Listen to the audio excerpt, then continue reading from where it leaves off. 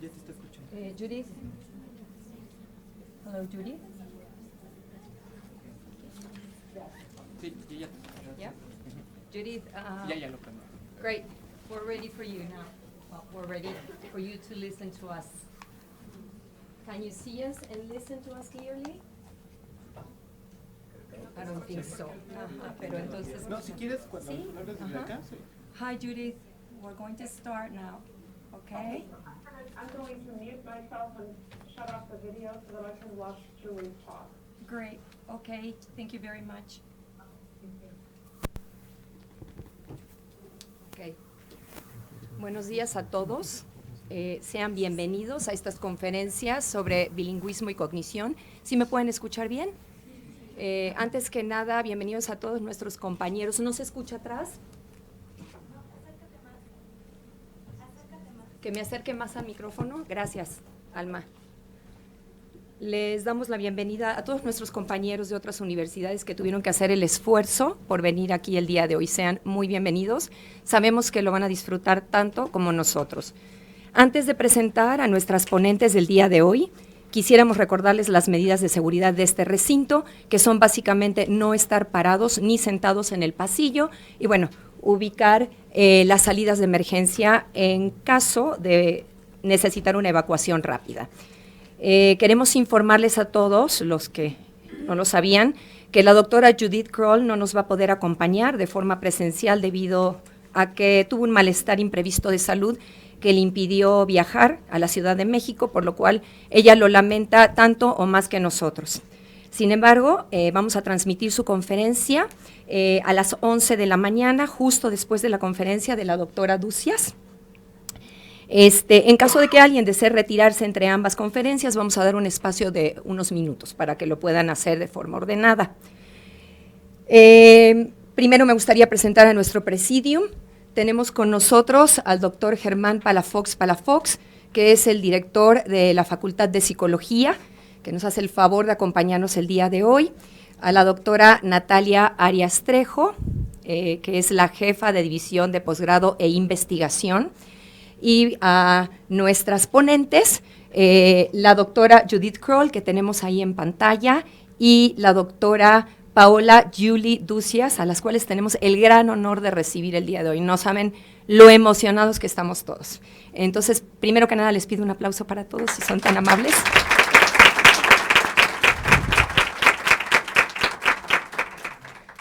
Doctor Germán Palafox, le cedo la palabra para que inaugure estas conferencias. Gracias. Muchas gracias. Buenos días a todos y a todas. Me da muchísimo gusto estar en esta inauguración de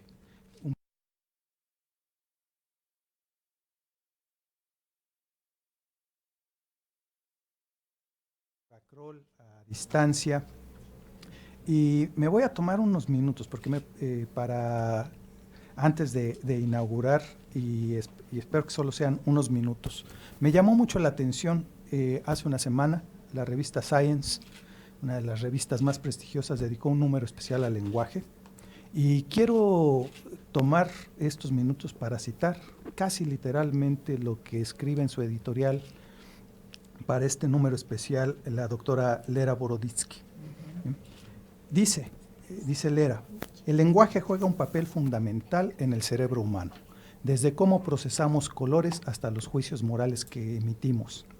Guía nuestro foco de atención visual, construimos y recordamos eventos, cómo categorizamos objetos, cómo codificamos olores y tonos musicales, cómo nos orientamos en el mundo, cómo razonamos acerca del tiempo, cómo hacemos matemáticas mentales, cómo tomamos decisiones financieras, cómo experimentamos y expresamos emociones, y más, y más, y más. Hablantes de diferentes lenguas desarrollan habilidades y predisposiciones cognitivas diferentes, moldeadas por las estructuras y patrones de sus lenguajes. La experiencia con los lenguajes en diferentes modalidades, hablado versus lenguaje en señas, también desarrolla diferencias predecibles en habilidades cognitivas fuera de las fronteras lingüísticas. Por ejemplo, los hablantes del lenguaje de señas desarrollan habilidades de atención visoespacial diferentes a las de aquellos que solo usan el lenguaje hablado. Termina diciendo en esta editorial de una página Lera Boroditsky. No se puede entender el cerebro humano sin entender las contribuciones de él del lenguaje, tanto al momento de pensar como en su papel como una fuerza formativa durante el aprendizaje temprano y la experiencia. Me pareció tremendamente relevante citar estas palabras de Lera Boroditsky para dar la bienvenida a nuestras ponentes y poder abrir con ello estas dos conferencias sobre bilingüismo y cognición. Voy a referirme rápidamente a una semblanza de la doctora Paula Julie Ducias. Es responsable del Departamento de Español, Italiano y Portugués de la Pennsylvania State University, y también está afiliada ahí al Departamento de Psicología. Realizó sus estudios de posgrado en adquisición y enseñanza de segundas lenguas en la Universidad de Arizona en Tucson, especializándose en análisis lingüístico y también en procesamiento de segundas lenguas. Colaboró en la Universidad de Mississippi, trabajó en la Universidad de Illinois durante 4 años, donde también se dedicó a la instrucción del español por el uso de medios tecnológicos, y también trabajó en la Universidad de Mississippi como profesora invitada para implementar ese mismo método. Se ha dedicado a la investigación del procesamiento bilingüe por medio de herramientas metodológicas convergentes a partir de la lingüística, la psicolingüística experimental y la adquisición de segundas lenguas. Se ha dedicado junto con sus estudiantes a conducir estudios sobre code switching, la alternancia de lenguas, que seguramente es parte de lo que nos va a hablar. Su ponencia el día de hoy se titula Exposure to a Second Language Affects Syntactic Processing in the Native Language. Por su parte, la doctora Judith Kroll, quien la estaremos escuchando dentro de un rato después de la plática de la doctora Yusias, tiene una licenciatura en psicología con un diplomado en matemáticas por parte de la Universidad de Nueva York y realizó la maestría y doctorado en psicología cognitiva en la Universidad de Brandeis, en Boston, Massachusetts. Ha sido profesora en Swarthmore College, Rutgers University, y actualmente está en el centro, en la Universidad de California, en el Centro de Ciencias del Lenguaje. La doctora Kroll se ha especializado en psicolingüística, también en la adquisición de segundas lenguas y en el procesamiento lingüístico bilingüe. Fue cofundadora de la organización Mujeres en Ciencia Cognitiva en el 2001 y pertenece a las más prestigiosas asociaciones como la American Association for the Advancement of Science, American Psychological Association, la Psychonomic Society y la Society of Experimental Psychologists. Cuenta con numerosos reconocimientos como profesora distinguida desde el 2007 hasta la fecha, la Guggenheim Fellowship para la investigación de impacto de las segundas lenguas y del bilingüismo en el procesamiento de la lengua moderna, y cito una última, no es la última que tiene, pero simplemente para dar paso a la conferencia, la Lamar Cobb International Achievement Award, otorgado por la Pennsylvania State University en 2009.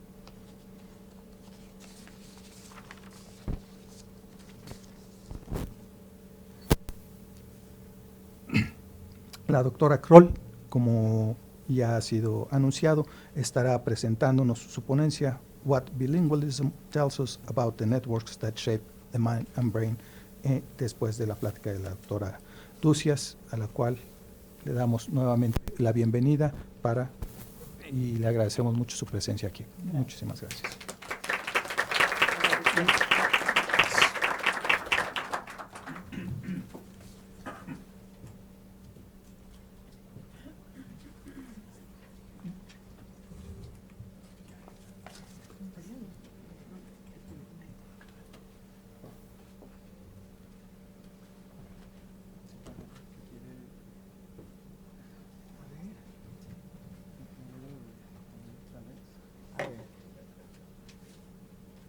¿Cierro y abro otra vez? Para que lo configure como hacerlo aquí. No sé qué dice.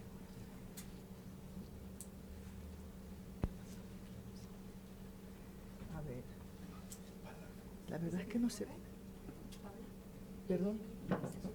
¿Perdón? No, I just don't know what I did to configure it before.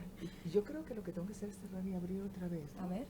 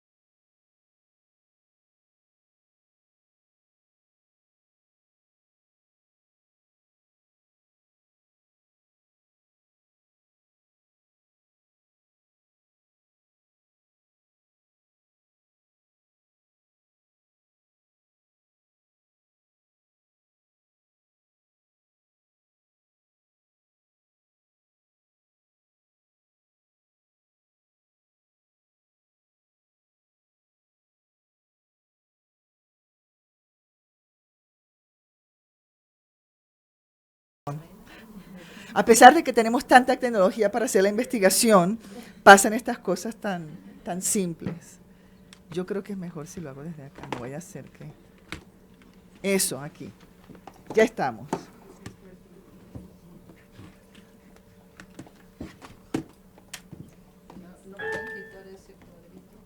¿Ese cuadrito se puede quitar o no? Es el de la doctora Judith. No lo podemos quitar. Eso, así no tapa los gráficos. ¿Me oyen? Sí. Ah, ok, bien. Entonces, muchísimas gracias por la presentación del doctor y por la invitación de la doctora Natalia, por el trabajo que ha hecho la doctora Natalia y Alejandra y todo el grupo.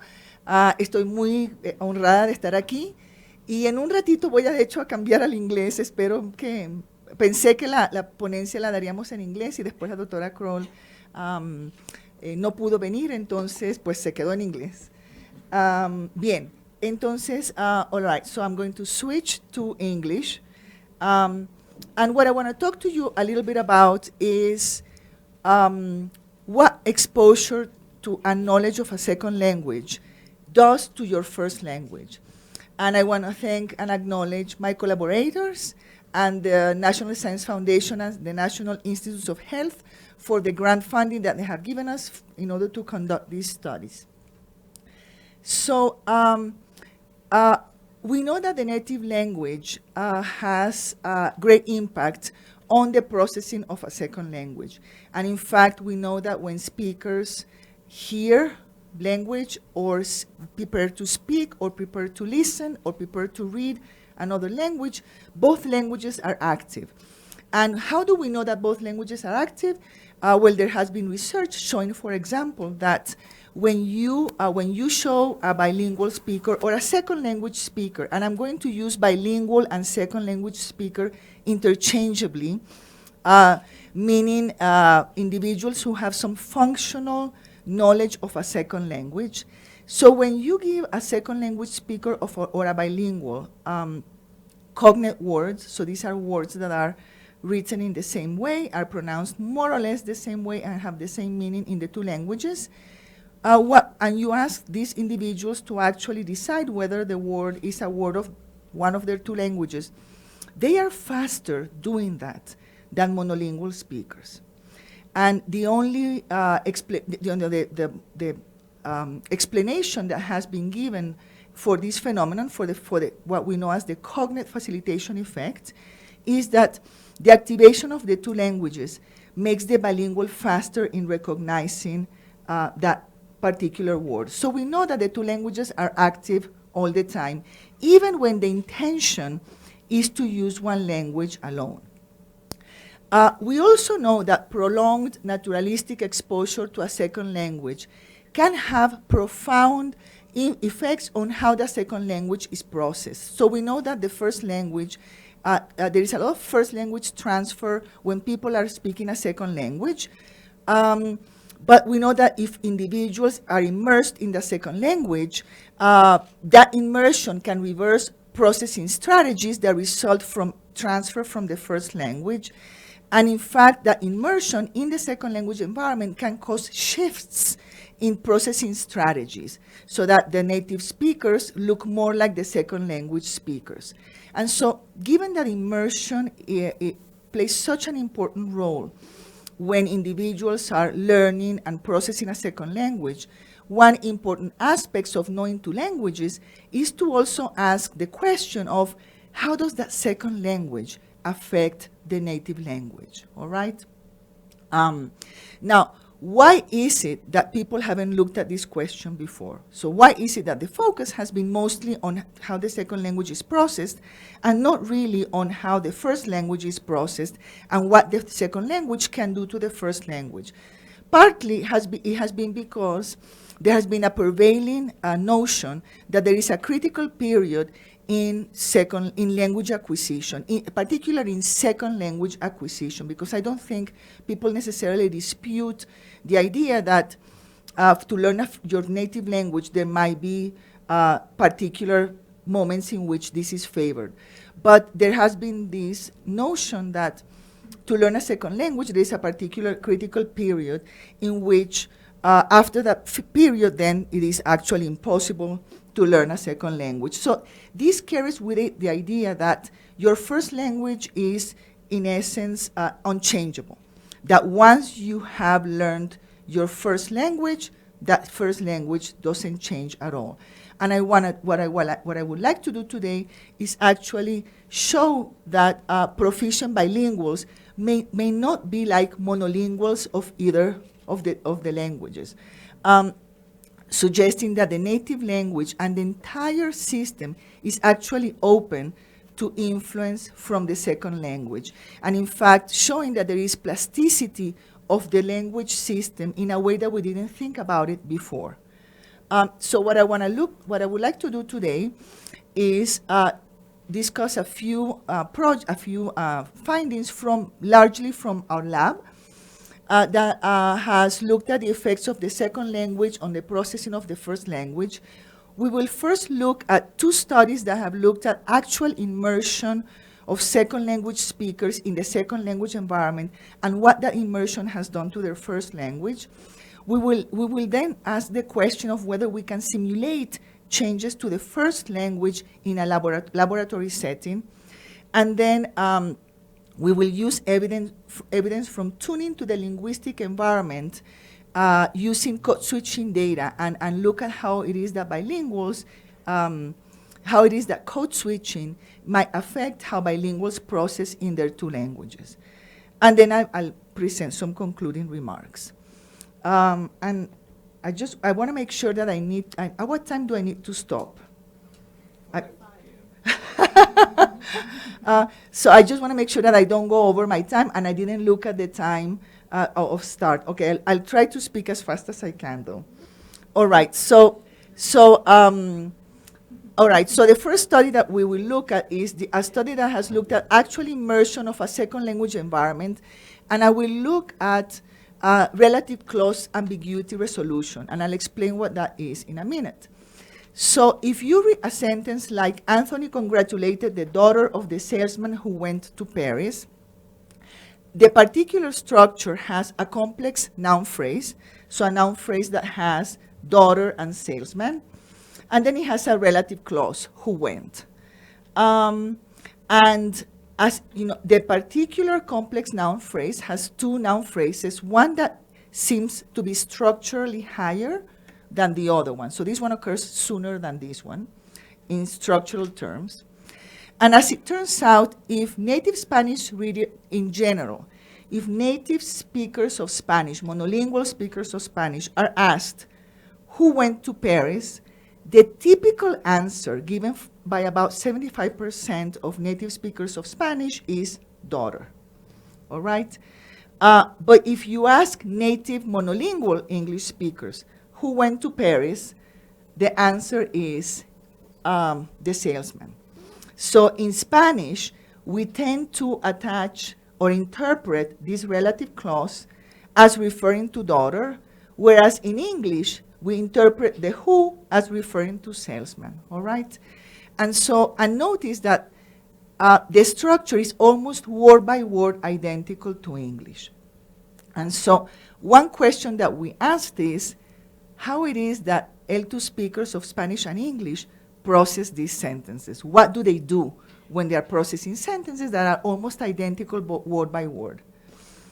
And so we decided to actually conduct a particular study, and what we did was we recruited monolingual speakers of Spanish in Granada, Spain, and we also recruited bilingual speakers, Spanish, English bilingual speakers in Granada, who lived in Granada. They were highly proficient in the two languages, but they were not immersed in an English-speaking environment.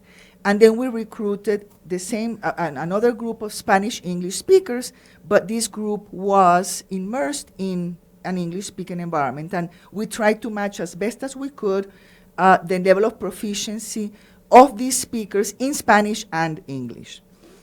And so what we did then was we gave them sentences that favored either a low attachment interpretation or a high attachment interpretation. And these were, remember that we're trying to look at what it is that these speakers are doing when they're processing Spanish. So the experiment was conducted entirely in Spanish. And so we gave them sentences like, Manuel localizó a la amiga del peluquero que era griego de origen. And so why is this sentence a sentence that favors low attachment? Because in Spanish, adjectives have to match in gender and number with the noun they modify. And so if participants are reading que era, at the moment in which participants are reading que era, if they are actually interpreting que era as referring to amiga, when they get to griego, they're going to be startled for a second, all right? Now, in the high attachment sentence, so this is the preferred attachment for native Spanish speakers. Manuel localizó al amigo de la peluquera que era griego. Here, the attachment favored is a high attachment, and this is in fact the typical interpretation that other research and our own research has shown the native Spanish speakers favor. And so in this case, when their participants are reading que era, if they are immediately anticipating that the sentence is going to be about amigo, then it shouldn't surprise them to see griego because it matches in gender. All right. What we did was we collected the data using an eye tracker. So we tracked the movements of participants' eyes while they were reading these sentences, and we looked at different types of measures that doing eye tracking can provide you. And I'm just going to present one measure here, but all the other measures that we looked at basically produce the same results. So what I'm showing in this graph is the monolingual Spanish speakers, the bilingual speakers from Granada who didn't have exposure, immersion exposure to English, and then the bilingual speakers in the United States who had immersion exposure to English. The dotted bars are the sentences that favor high attachment. The solid black bars are the sentences that favor low attachment.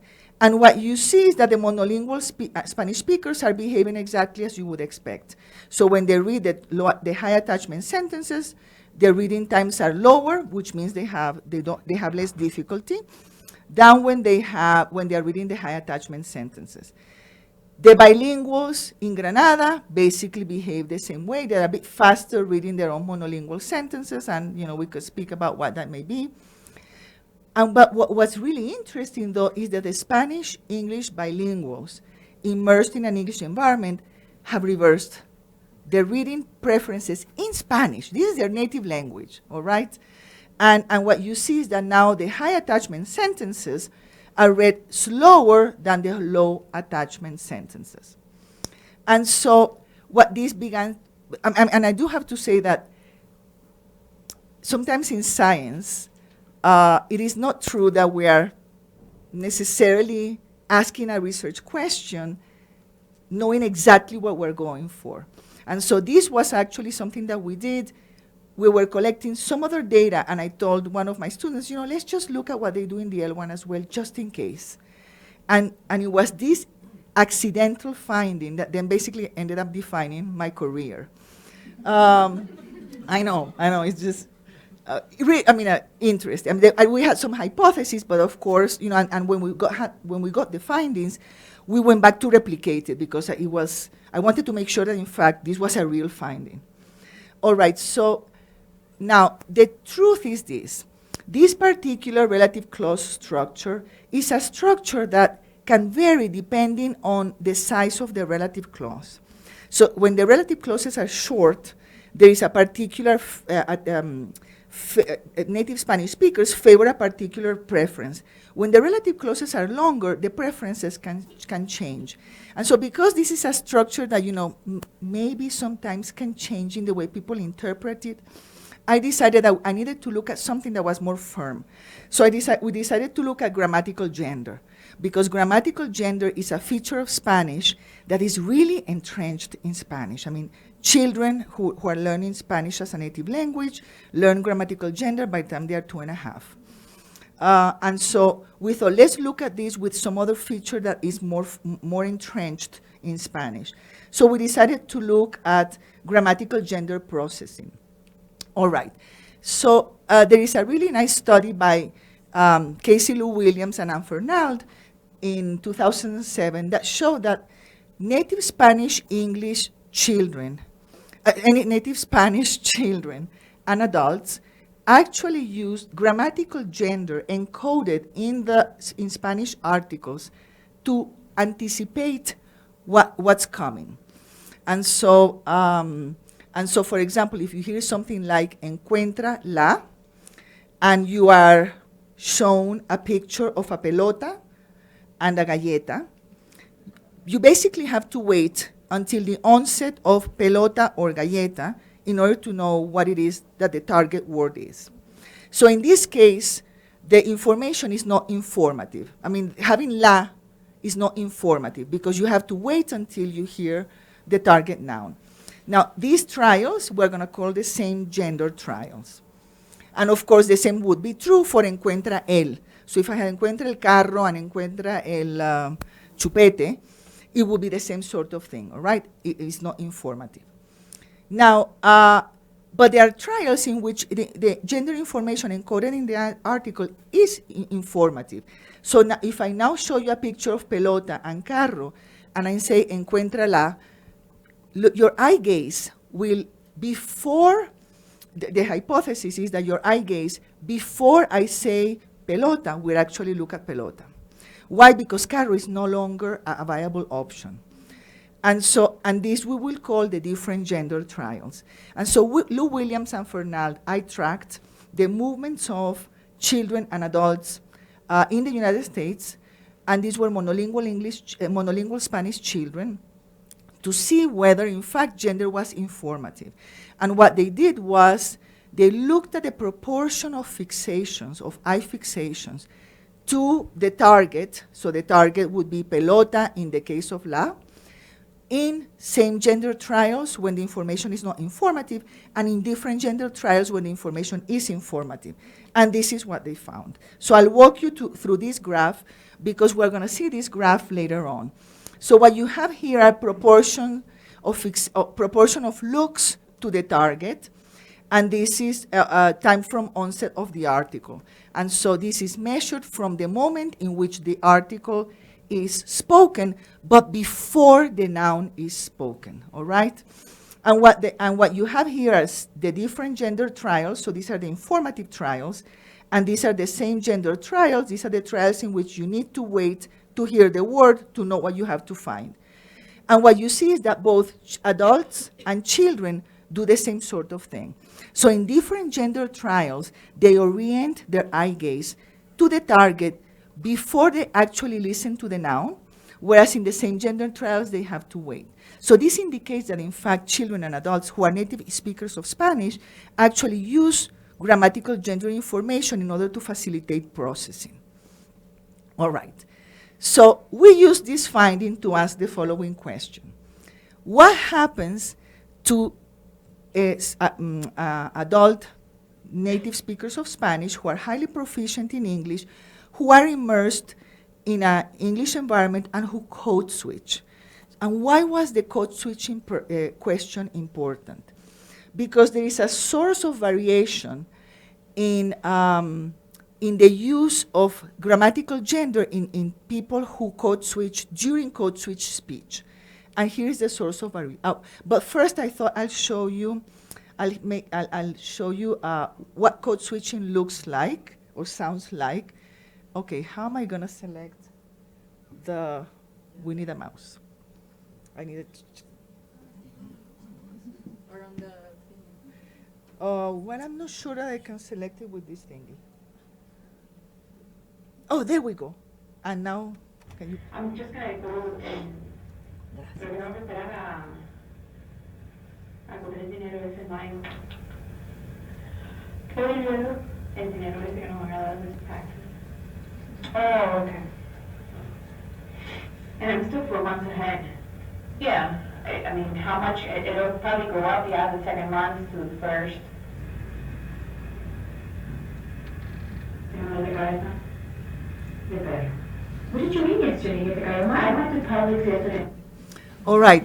So these are actually recordings, naturalistic recordings that were collected in Miami with bilinguals who code switch. And you can actually see, you know, that these individuals just go from English to Spanish as if nothing. I mean, they go and, what did you eat yesterday? Que te cayó mal. And nobody blinks. All right. And so why was code switching important to us in the context of grammatical gender?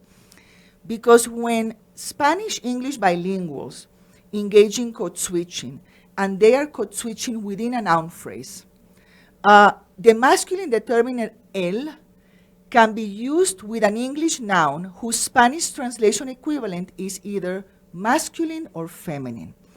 So you actually, in naturalistic corpus, you see instances of el fork and el spoon. And fork is masculine, and spoon, you know, fork is masculine in Spanish, and spoon is feminine in Spanish. And this is ubiquitous. I mean, this is very, very prevalent in different types of corpora that we've looked at. So el, in a certain sense, has a default status in Spanish, and you would expect, this is not surprising because, in fact, if you look at the history of Spanish, or you even look at current borrowings that come from English, from English into Spanish, or from any other language into Spanish, what you see is that these borrowed words get borrowed with a masculine gender article. So el fax, I don't know what else, el scanner, and so forth. And in Greek, when Spanish borrowed words from Greek, like el planeta, el cometa, all of those get borrowed from in the masculine, even though the Greek words are actually look like they're feminine for Spanish. So planeta, cometa, I don't remember all the other words that were borrowed, but all of those get actually borrowed with the masculine, even though they're very clear cues that we could actually said la cometa, la planeta, la problema, and we don't. And so it kind of makes sense that el functions as a default article when you are code switching. All right. What you don't see is this. So what you don't see is cases in which you have a feminine Spanish article and a masculine and English noun whose Spanish translation equivalent is masculine. So you find things like la spoon, okay, la blender, la licuadora, but you don't find la candy, okay, caramelo, or whatever the word may be, and la fork, all right? So there is this asymmetry. So what we asked was, all right, if this is what Spanish-English code switchers are doing, does this affect the way in which they process grammatical gender in Spanish? And so we decided, and the truth is that these bilinguals, I must say that these bilinguals, when you speak to them, you can't tell that they speak English. I mean, when they're speaking Spanish, they are highly proficient. They travel back to their countries all the time. I mean, they have family who's Spanish, and so it is not a case that the bilinguals are somehow forgetting Spanish or there is some sort of language attrition in these particular bilinguals. They code switch, and why they code switch, are reasons that people have investigated for decades, and we could talk about that during the question session if there is time.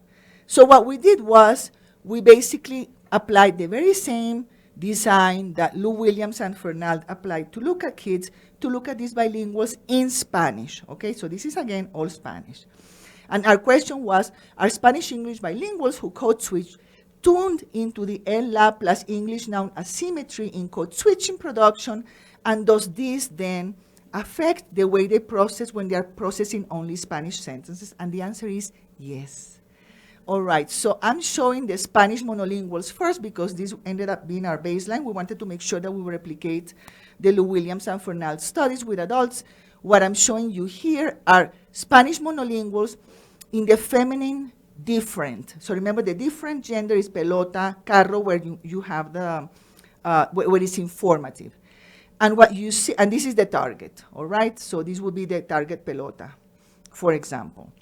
And what you find is that, yes, before they actually listen to the noun, they are already looking at the target. They are already predicting what's coming, both in the feminine and in the masculine. I mean, there's a very clear preference, and this happens very, very quickly. All right. What happens with the code switchers? For the feminine, you find the same result.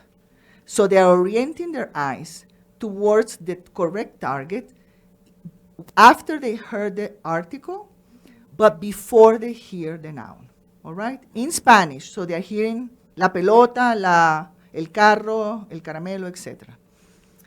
In the masculine, you see these two lines that overlap indicate competition. So they are actually looking at the pelota and carro, more or less, when the target is a masculine noun, equally, just as equally. And then eventually they hear the noun and they click on it.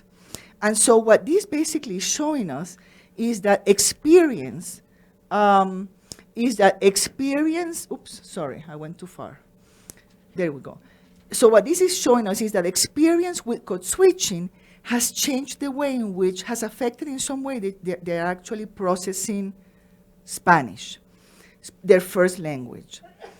All right.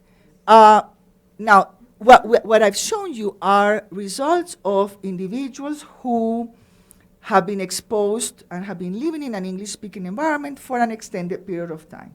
So a question that we had was, well, can a short period of exposure trigger these changes? Or do you really have to be immersed to trigger these changes? And we asked the question because we were really interested in seeing, in looking at the plasticity of the language system. So how movable are these things? How much do you need in order to be able to move these things around? And so we went back to the relative clause study that I explained earlier, and this using the same materials, similar materials, the same methodology, eye tracking again. And what we did was we pretested Spanish-English bilinguals who lived in the US. And so what we tried to determine was whether these individuals were high attachers or low attachers. Why did we do that? Because we already had data showing that Spanish-English bilinguals immersed in an English-speaking environment would change attachment preferences. But I couldn't assume that everybody changed because I wasn't sure how much exposure people needed in order to change. And so we pretested these participants, gave them the same sentences. Alguien mató a la criada del whatever who was in the balcony, que estaba en el balcón. Same sort of sentences, and we pretested them. And so we assigned them to either a high attachment group or a low attachment group, okay? After we pretested them, we gave them, we actually varied the language we gave them a treatment, and I'll explain the treatment in a minute, and we changed the language of the treatment so that half of the time they would hear the treatment in Spanish and half of the time they would hear the treatment in English. So what was this treatment? The treatment were constructions that favored the attachment opposite to their initial preference. So if you were in the high attachment group, your treatment was reading many, many, many sentences that favored low attachment. If you were in the low attachment group, the treatment was reading many, many sentences that favored high attachment, all right? Now, we gave this treatment, the sentences were either given in Spanish or given in English, and this was randomly assigned to the groups because we wanted to see whether it was just exposure to English or exposure to another attachment preference that could trigger the change. And then we collected the same eye tracking data and we administered 2 post-tests, one immediately after the treatment and one a week later. And the treatment happened over 5 days. So these individuals received little booklets and they had to read these booklets and then answer some comprehension questions, and there were a whole bunch of filler sentences in addition to the target sentences that we were interested in. Oh, this is not very clear.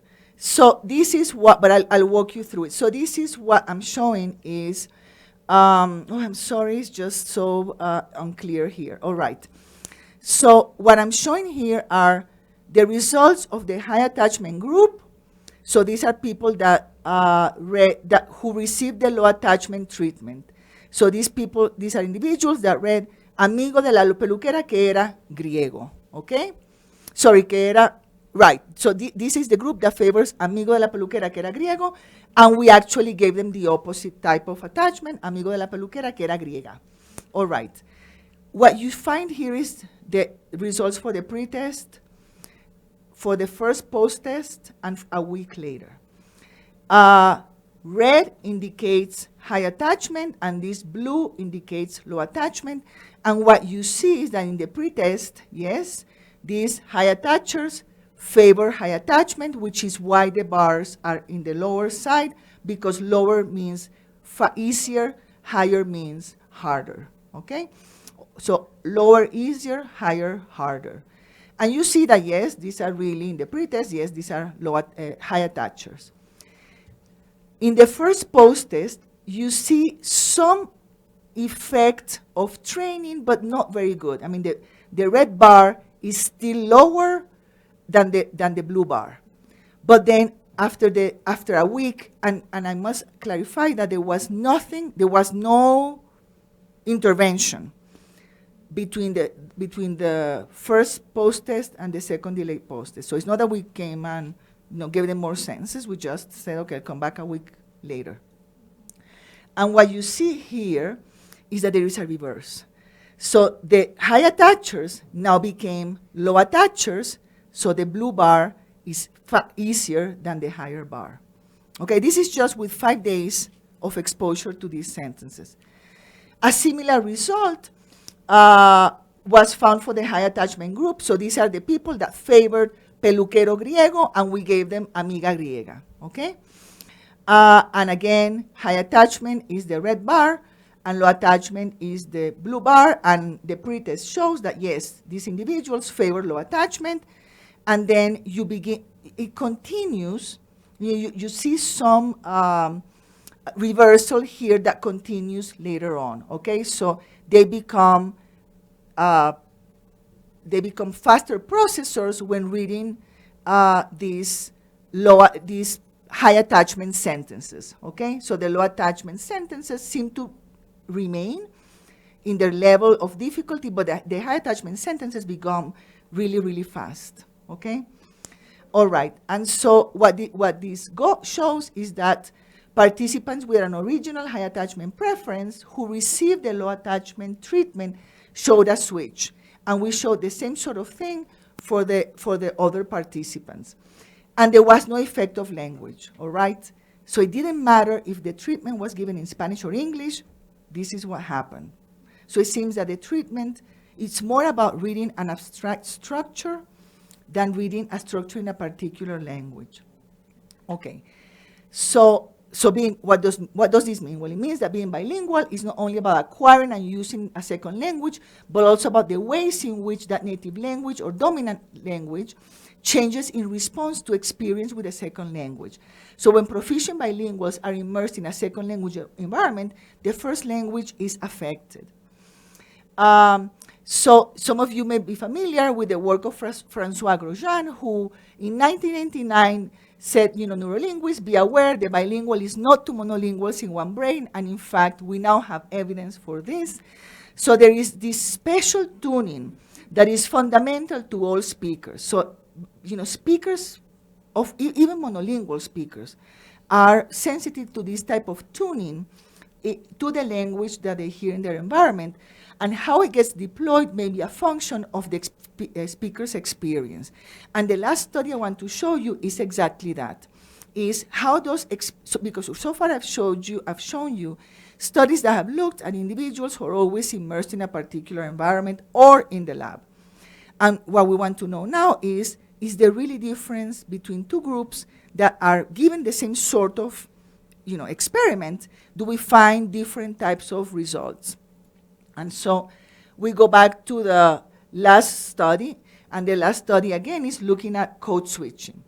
And I've already shown you a little bit of what code switching is, but it's a fluent alternation between the two languages of a bilingual.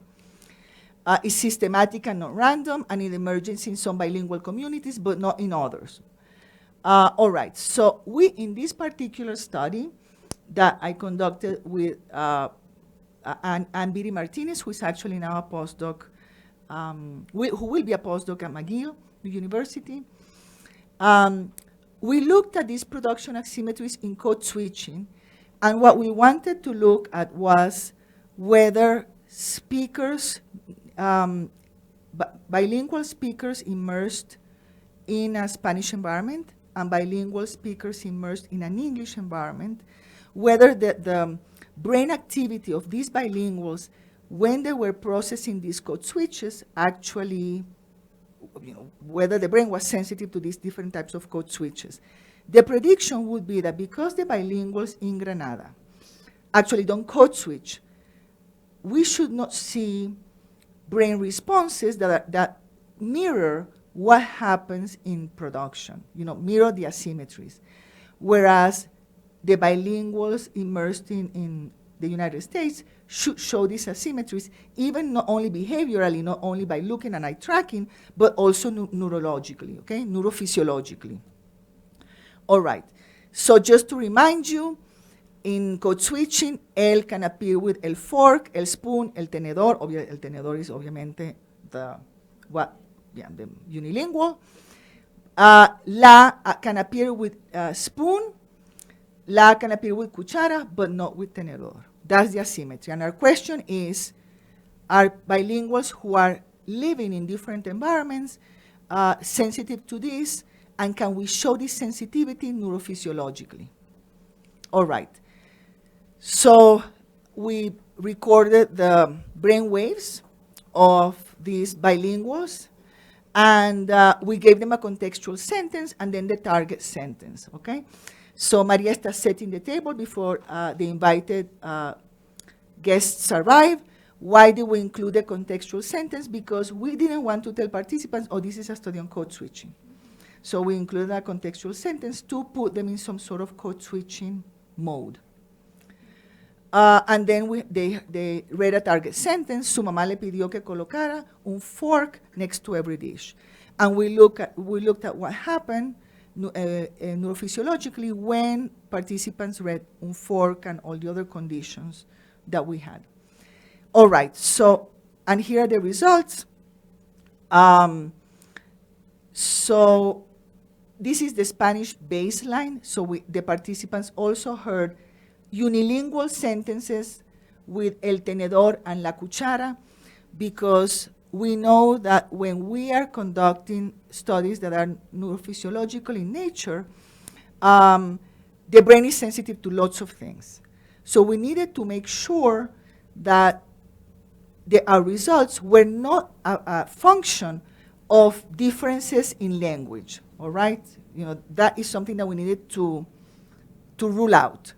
And so we showed our participants unilingual Spanish sentences that had el tenedor and la cuchara, and then we compared what the brain does when it sees el tenedor and what the brain does when it sees la cuchara, to make sure that there was nothing there, to make sure that both of those were okay.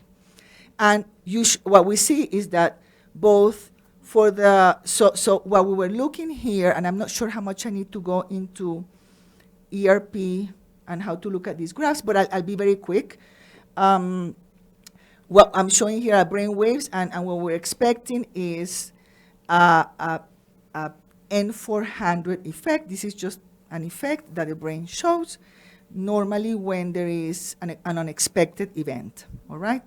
And, there is no difference between, so here's the 400, there is no difference between la cuchara and el tenedor for the non-code switchers, okay, for the people in Granada. And unsurprisingly, there is no difference either for the code switchers, all right? They're listening to Spanish sentences. Okay. Now what I'm showing here is the brain activity when we compare el fork, which is something that the bilinguals are exposed to, but not the non-code switchers, and el tenedor. And what you see is that the code switchers treat those two as if they were the same. Whereas the non-code switchers, what we see is, let me see if I have a little arrow. Oh, no. Okay. Sorry. I don't have a little arrow. But what you see is that for the non-code switchers, there is a difference between those two. All right? And we also compared el fork with la fork. All right? Now, la fork is something that the bilinguals normally don't see. And, for the code switchers, this should be the same, whatever same difficulty they may find, because they are not exposed to these things. And what we see is that for the code switchers, we do find that la fork causes more unexpectancy, whereas the non-code switchers are basically not sensitive to the difference. All right. So what do these results suggest? That experience with a second language affects the first language. The speaker's productions create distributional patterns in language input that comprehenders perceive, and that these distributional patterns then become probabilistic constraints that seem to guide the comprehension system. So that comprehenders implicitly learn from these patterns and interpret new input as consistent with their previous experience. So the comprehension system then can become exquisitely attuned to this distributional information in the input, and this fine-tuning to the distributional information then could shed light on how bilinguals regulate the use of their two languages throughout their daily lives. So to conclude, we can exploit the power of the unique linguistic environment in which bilinguals find themselves to reveal the central influence of production and its relationship to the linguistic representations that speakers recruit during comprehension. So basically what we're saying here is that comprehension production are linked to one another. And it's possible that the production system has its own constraints on how we produce things, and the comprehension system is sensitive to these things. So these results require a revision of the story about how language develop, about cognitive control, and about the plasticity associated with language experience. And thank you very much.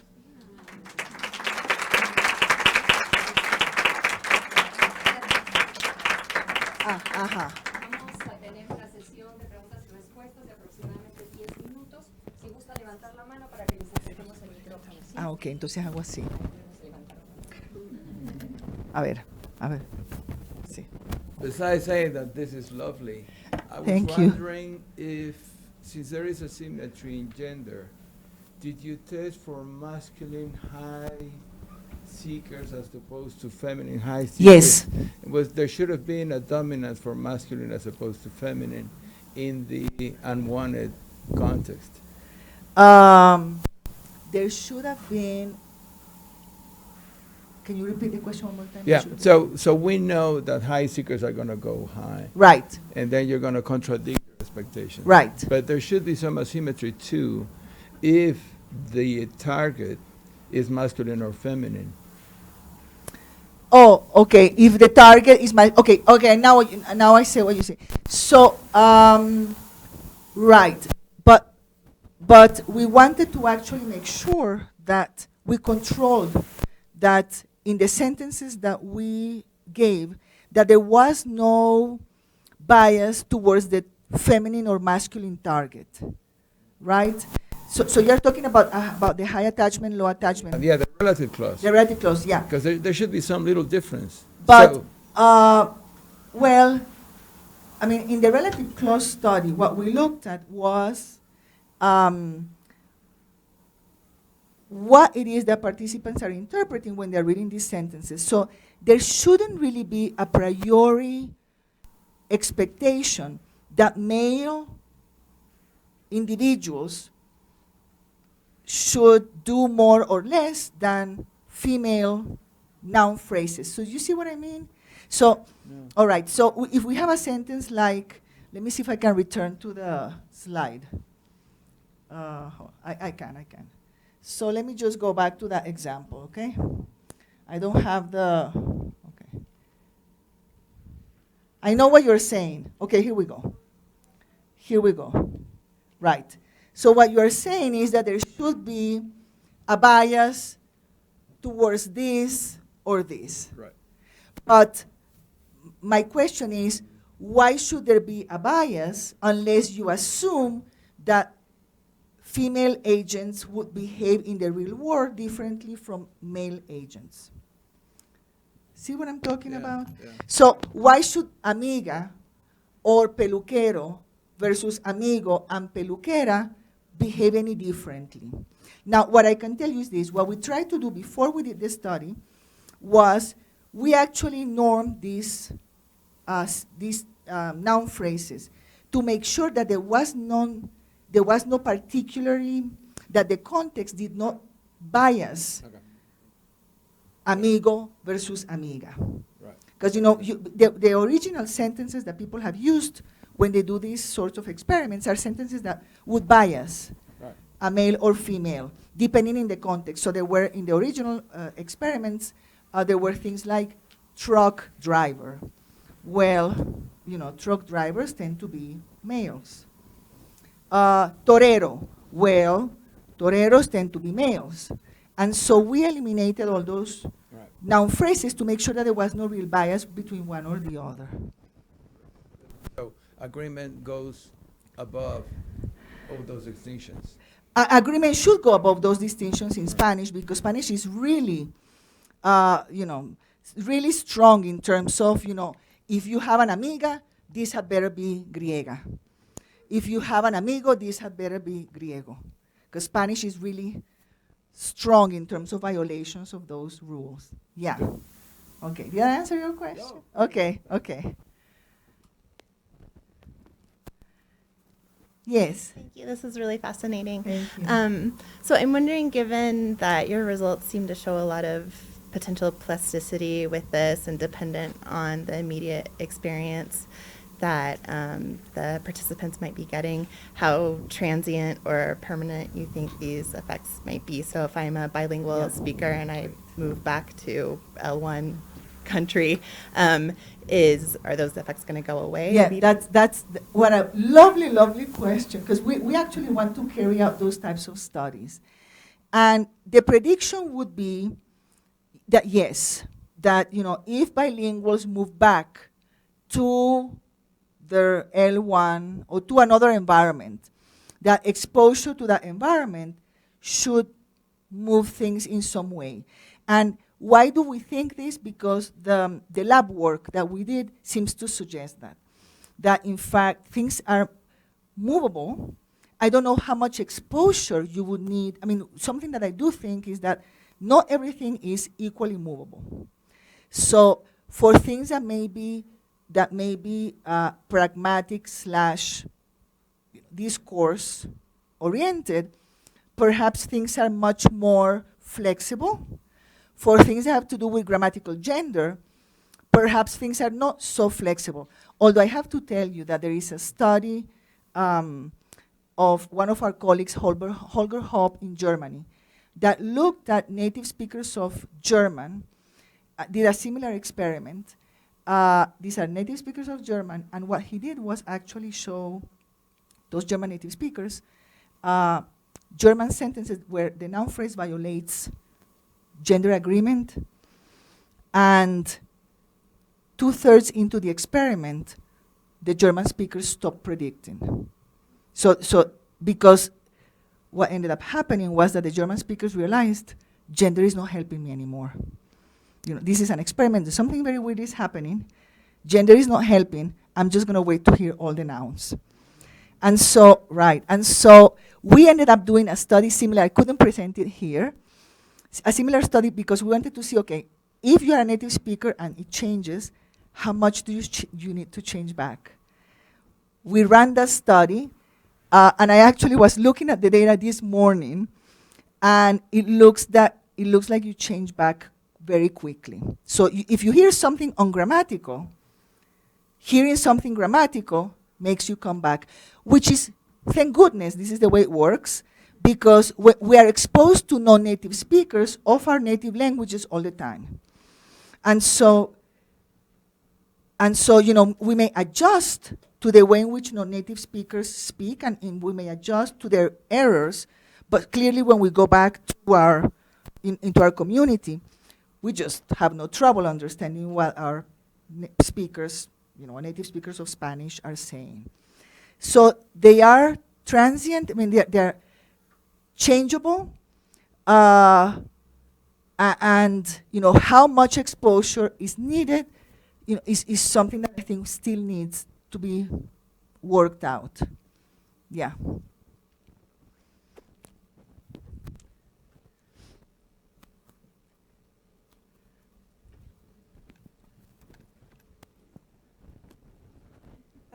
Thank you very much for your talk. Very, very interesting. I wanted to know if you can expand a bit. You said that in bilinguals, code switching is not random, so we can expect certain regularities, right? Yep. Could you expand a bit on the type of regularities that happen in code switching? Yes, absolutely. Yeah, because unless we're exposed to it, we think, well, these people are just sticking stuff anywhere. But when you look at corpus, you actually find that there are many, many regularities. For example, individuals who code switch going from English, well, first of all, one regularity is that the direction of code switch in certain communities is always in the same way. And so, for example, communities in the United States, in Miami, New Mexico, probably also California, their code switches always go from Spanish into English. You don't see people switching from English into Spanish. I'm not saying it doesn't happen, but you don't see as much of the English into Spanish. The other one is that, for example, when people are switching from Spanish into English and the switch occurs at a noun, the determiner tends to show up in Spanish. So it's very rare to see, and in a sense it goes counter our intuition. It's very rare to see Spanish, Spanish, Spanish, Spanish, the boy. Or Spanish, Spanish, Spanish, the shoe. What you see is Spanish, Spanish, Spanish, el shoe. And then English continues. Or Spanish, Spanish, Spanish, la blender. And then English continues. So that's another regularity. Another one is, so not all code switches are good. And you know, if you actually give, which is not a very good method, but if you actually give code switchers, series of code switches, and you ask them which ones sound good and which ones don't, they all seem to agree on the ones that are bad. And so let me just give you one of them. So a switch like El niño estaba hiking the mountain sounds great. But El niño ha hiked the mountain sounds terrible. All right? And so why is that? You know, linguists are trying to figure it out. We have run some experiments to, in fact, validate whether that is true, and in fact, it seems to be true. So these are some of the, so it doesn't happen everywhere. It seems to have particular places where it happens. Some of those switches may have something to do with how the two languages interact with one another. Some may have to do with the way in which the community uses the language.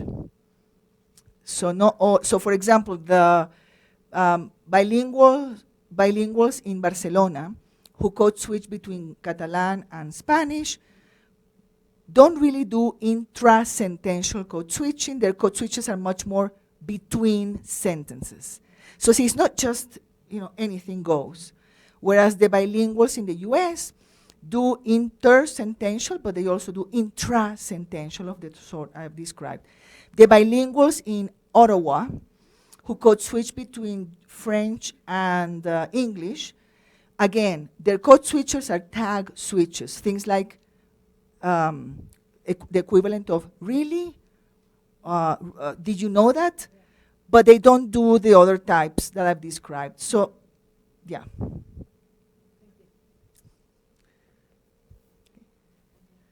Thank you very much.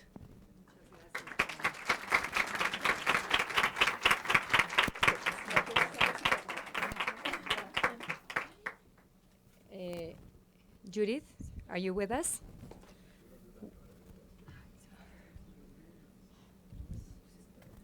We are ready, super ready for you.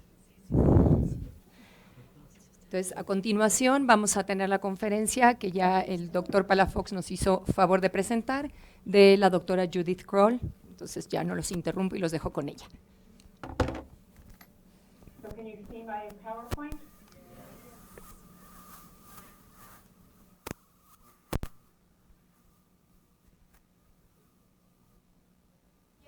Yes. Yeah. Oh, okay. It's always very weird presenting a talk when you're not actually there, and I apologize deeply for not being able to be there with you today. I wish I had been able to travel. And thank you for inviting me, and I look forward to a discussion that we'll have. Julie has provided an excellent background and jumping point for me in beginning my talk. I will also say that I have too many slides, but I'm going to try to talk fast.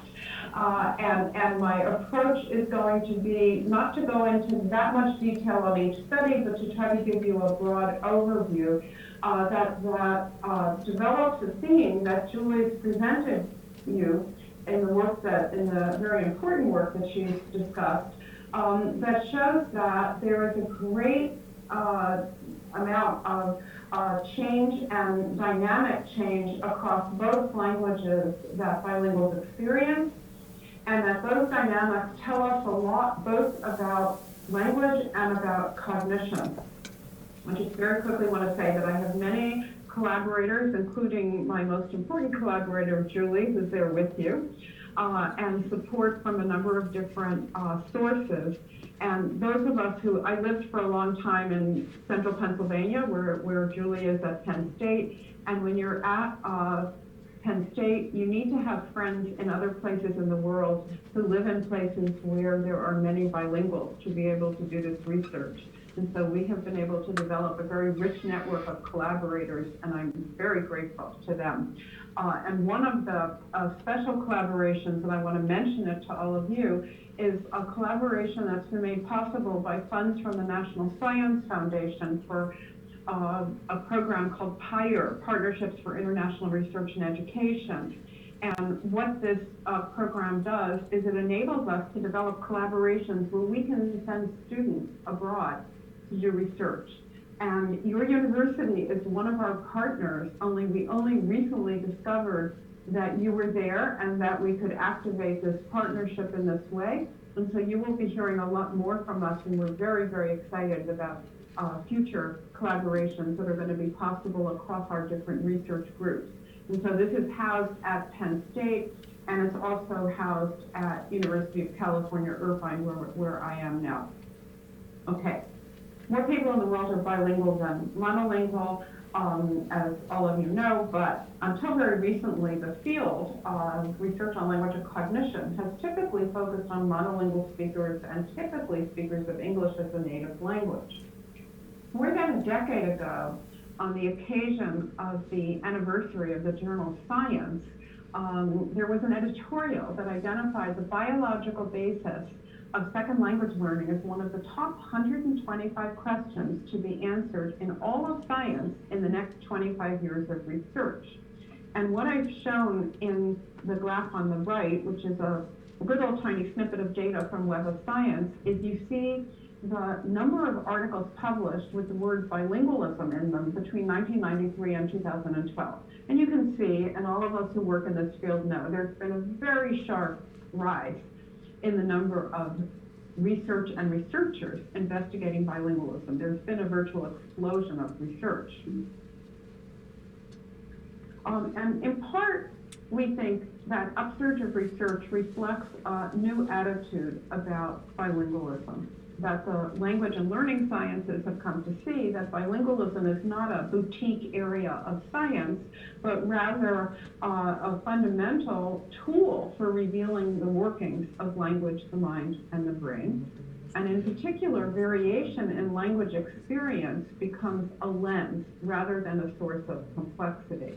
In traditional psycholinguistics, which is how I was trained, there was a sense that if you studied bilinguals, you were studying something that was overly complicated. We now see that the opposite is true, that we need to be able to study bilinguals to understand how all of these different language and cognitive functions exist. So in the press, at least in the US, there is quite a lot of press that suggests that there may be some benefits of bilingualism, that being bilingual is good for you, that it tunes your brain, it's like a mental gymnasium for the brain. At the same time in the US, we hear a lot of politics about language learning. And in the US, this is a map of the US. It's very blue, but you should not be confused. This blueness is not good. It doesn't mean that the whole country is Democrat. It means that if you look at the legend, you see this is where there's not English. A language other than English is rarely spoken at home. So blue is where you have very little bilingualism. So the darker red areas of the country are the areas of the country where many people speak a language other than English. And so what you can see is that you have this very blue, big country, and then you have this rim. And so it's the rim in California, in the Southwest in the US, in Texas, and then in Florida there's a bit as well. But the rest of the country has very little. And this was a study out of Gigi Luck's lab, and what they did is they did a survey where they surveyed people who lived in these different locations in the US, and they asked them how much they thought bilingualism was important. And what did they find? They found exactly what you would expect.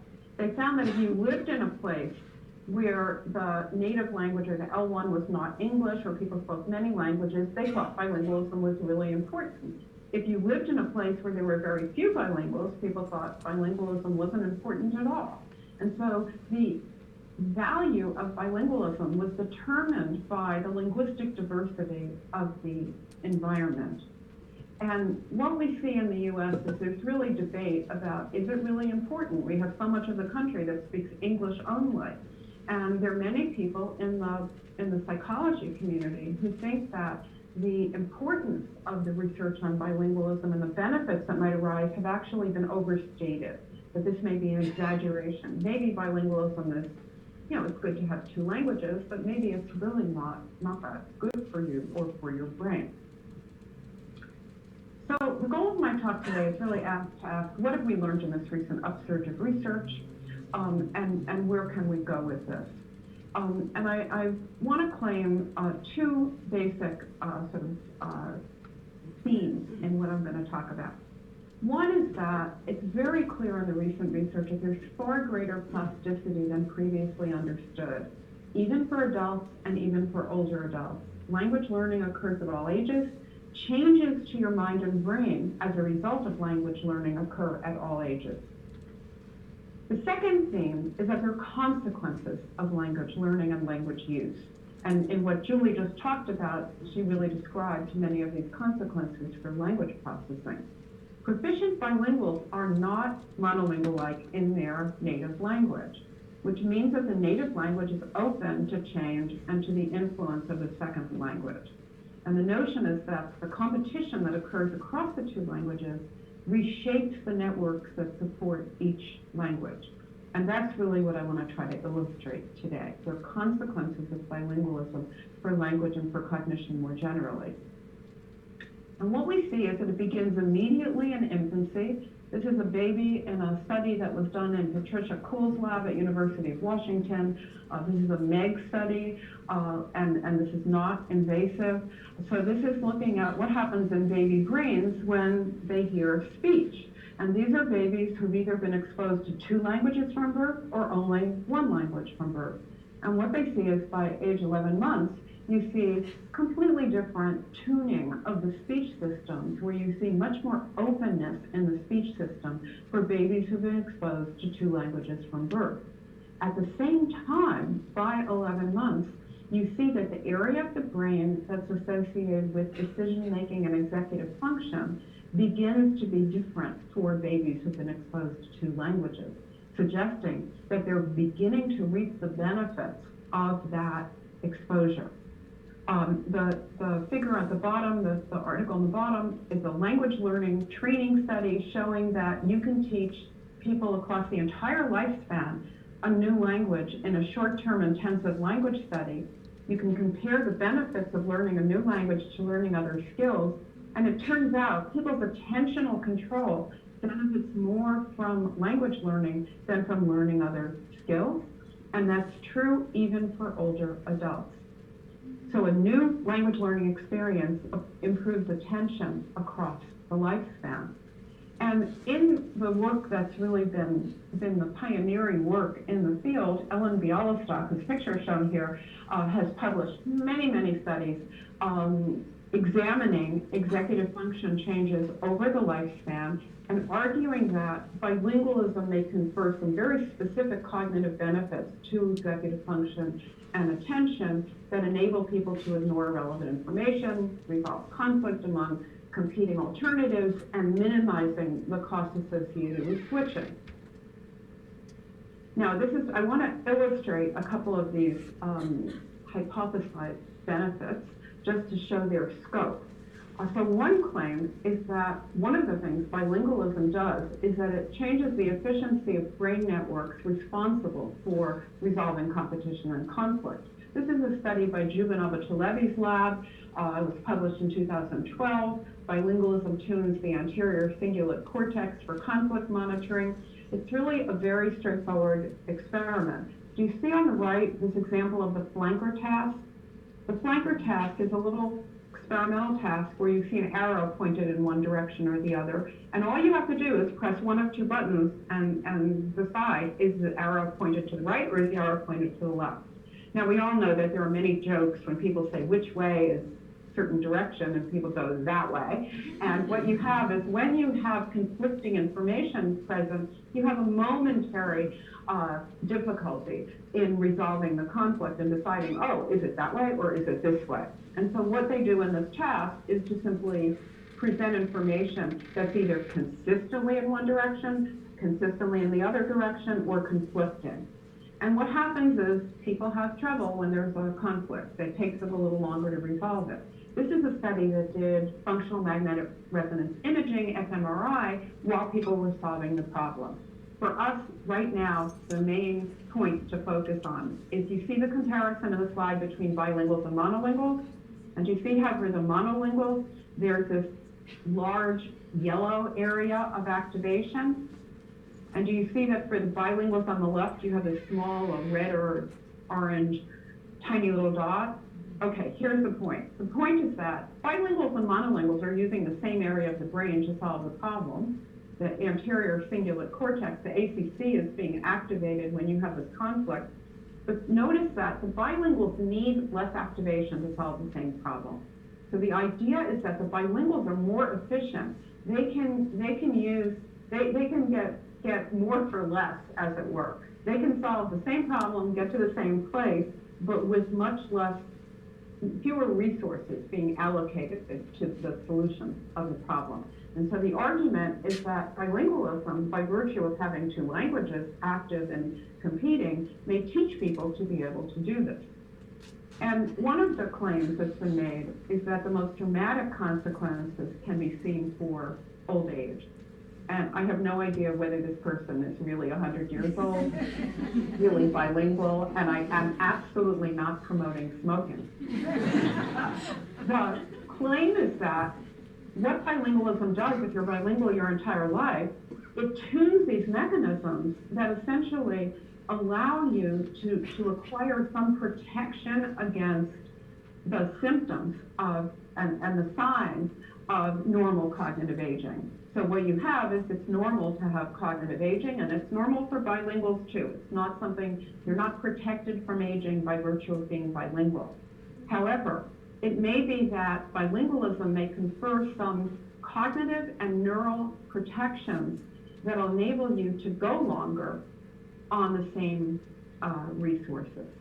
And this is, again, an Abu-Chalebi study that illustrates this point in a lovely way, looking at gray matter volume in a structural imaging study, so looking at the anatomical structure in the brain. And I'm not going to go into a lot of details about it, but here's the point. If you look at the graph on the top, this is for monolinguals, and what you have on the x-axis is age.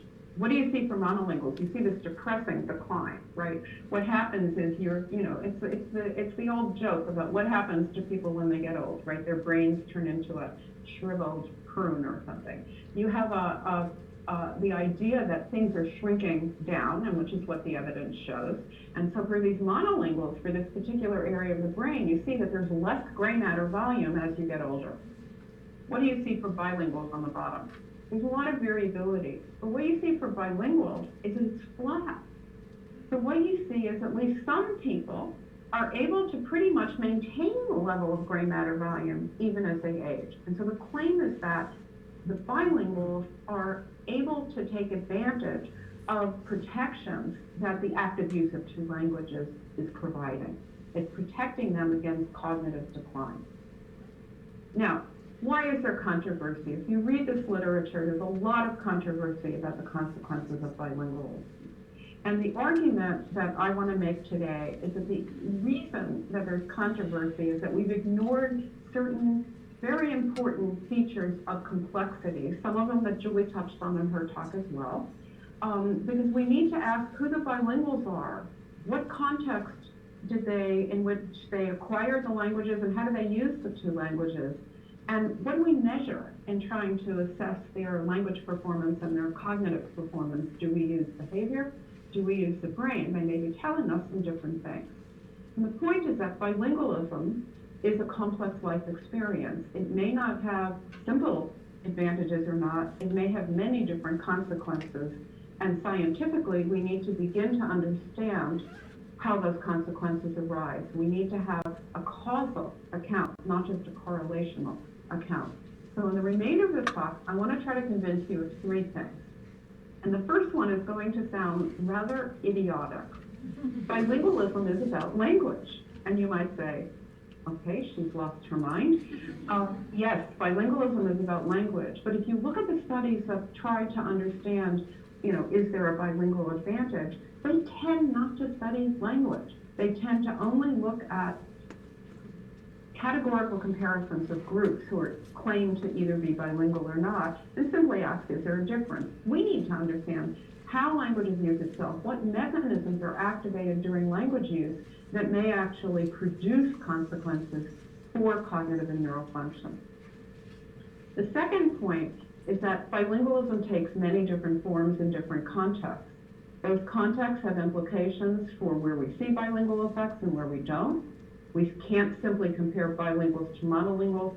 We need to understand who they are, how they use language, who they talk to, and what the interactional context provides with respect to opportunities and demands on cognitive processing. The third point is that the use of two languages engages multiple networks of control. There is not a single or simple mechanism. And so this is about the complex interactions between the way language itself is controlled and the way cognitive resources are engaged. And this is a point that's been sometimes, I think, confused in the recent literature. Okay, so I'm going to very, very quickly just review sort of briefly the discoveries that I think provide a critical framework for understanding these issues. And as Julie said, and a point that luckily does not seem that controversial anymore 20 years later, is that both languages are active and competing. This was a focus early in the research on bilingualism to show during word recognition and during reading, during spoken word comprehension, during listening, and during planning for speech. Both languages come online together. Initially, this seemed like a very counterintuitive claim. It's now been shown in hundreds of experiments, and it's been shown at many different levels of processing. The second point, and this is really was the main theme of Julie's talk, is that the native language changes in response to learning and using a second language. the native language is not stable in the way that traditional claims about language development assume. Bilinguals are not monolingual like in their native language. I'm not going to have time today, and I think in discussion we're not going to have time today, but there are some really, really important implications of assuming that the native language model for language learning is really not the one that we should be following, and thinking about how that requires really a pretty radical change in understanding language development. And finally, in the examples I've been talking to up to this point, the consequences of bilingualism are not limited to language, but reflect a reorganization of brain networks that hold implications for the way bilinguals negotiate competition more generally. So how does the mind and brain accommodate the presence of two languages? The metaphor that I have used, and this is just a very simple schematic of a hypothetical Dutch-English speaker. If you go to the Netherlands, you arrive in Amsterdam, the object that you're going to see probably more than tulips are bicycles. There are bicycles everywhere in the Netherlands. And so this is a very, very common object. If you're a Dutch-English bilingual, you have at least two ways of naming this object. It could be bike, it could be fiets, which is the Dutch word for bike. And the question is, how does a bilingual select the language to be used at any moment in time? Some have argued that this selection problem is really what underlies all of the advantages that we see for bilinguals. That bilinguals are continually having to monitor which language they're going to speak.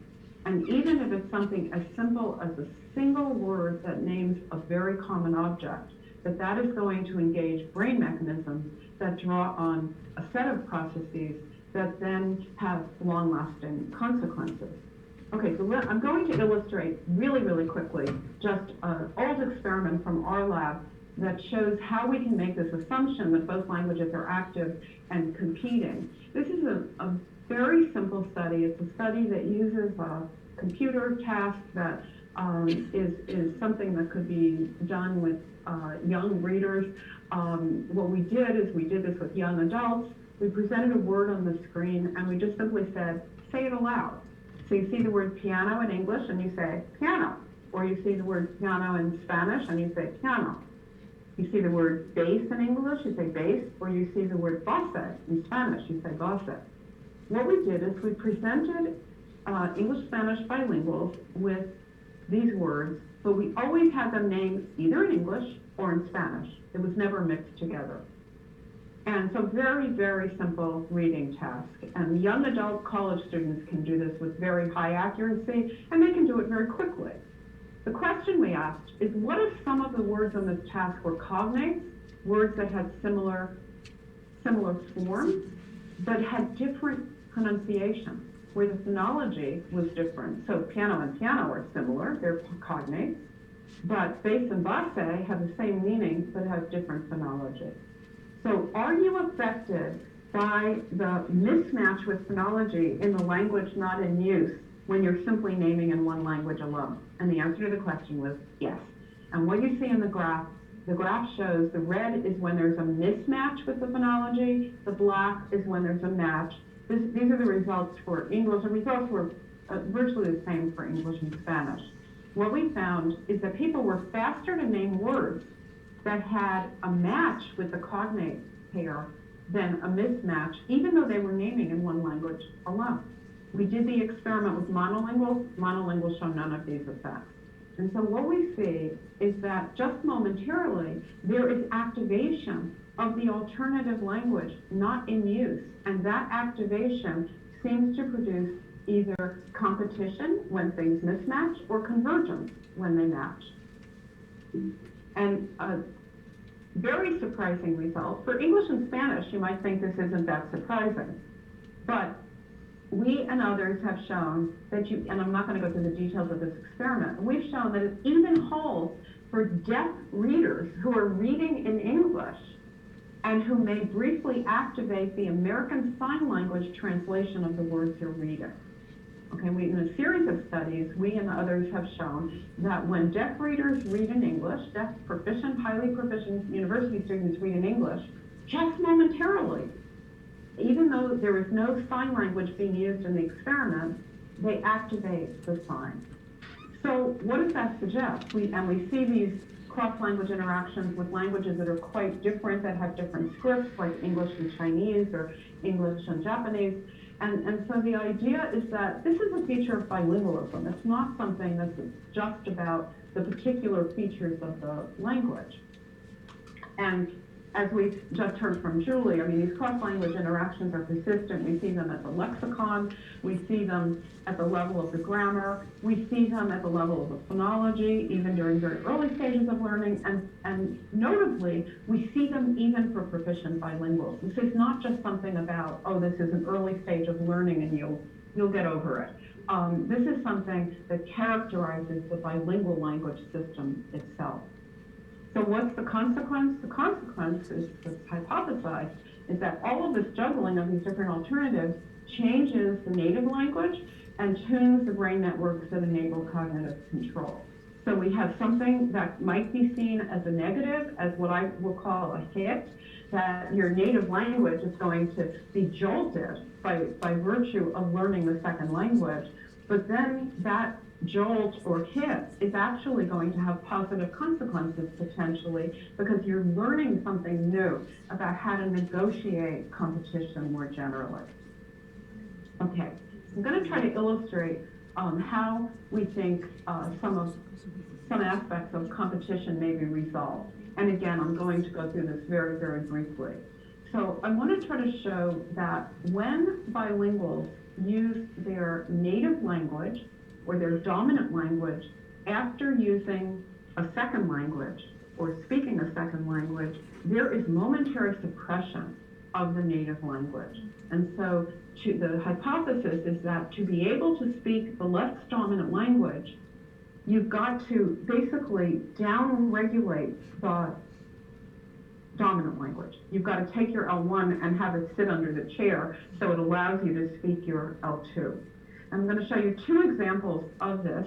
We see it when bilinguals have to speak the L1 after the L2. We also see it in a natural way when bilinguals are immersed in an L2 environment, either by virtue of study abroad or travel or moving to live in another location.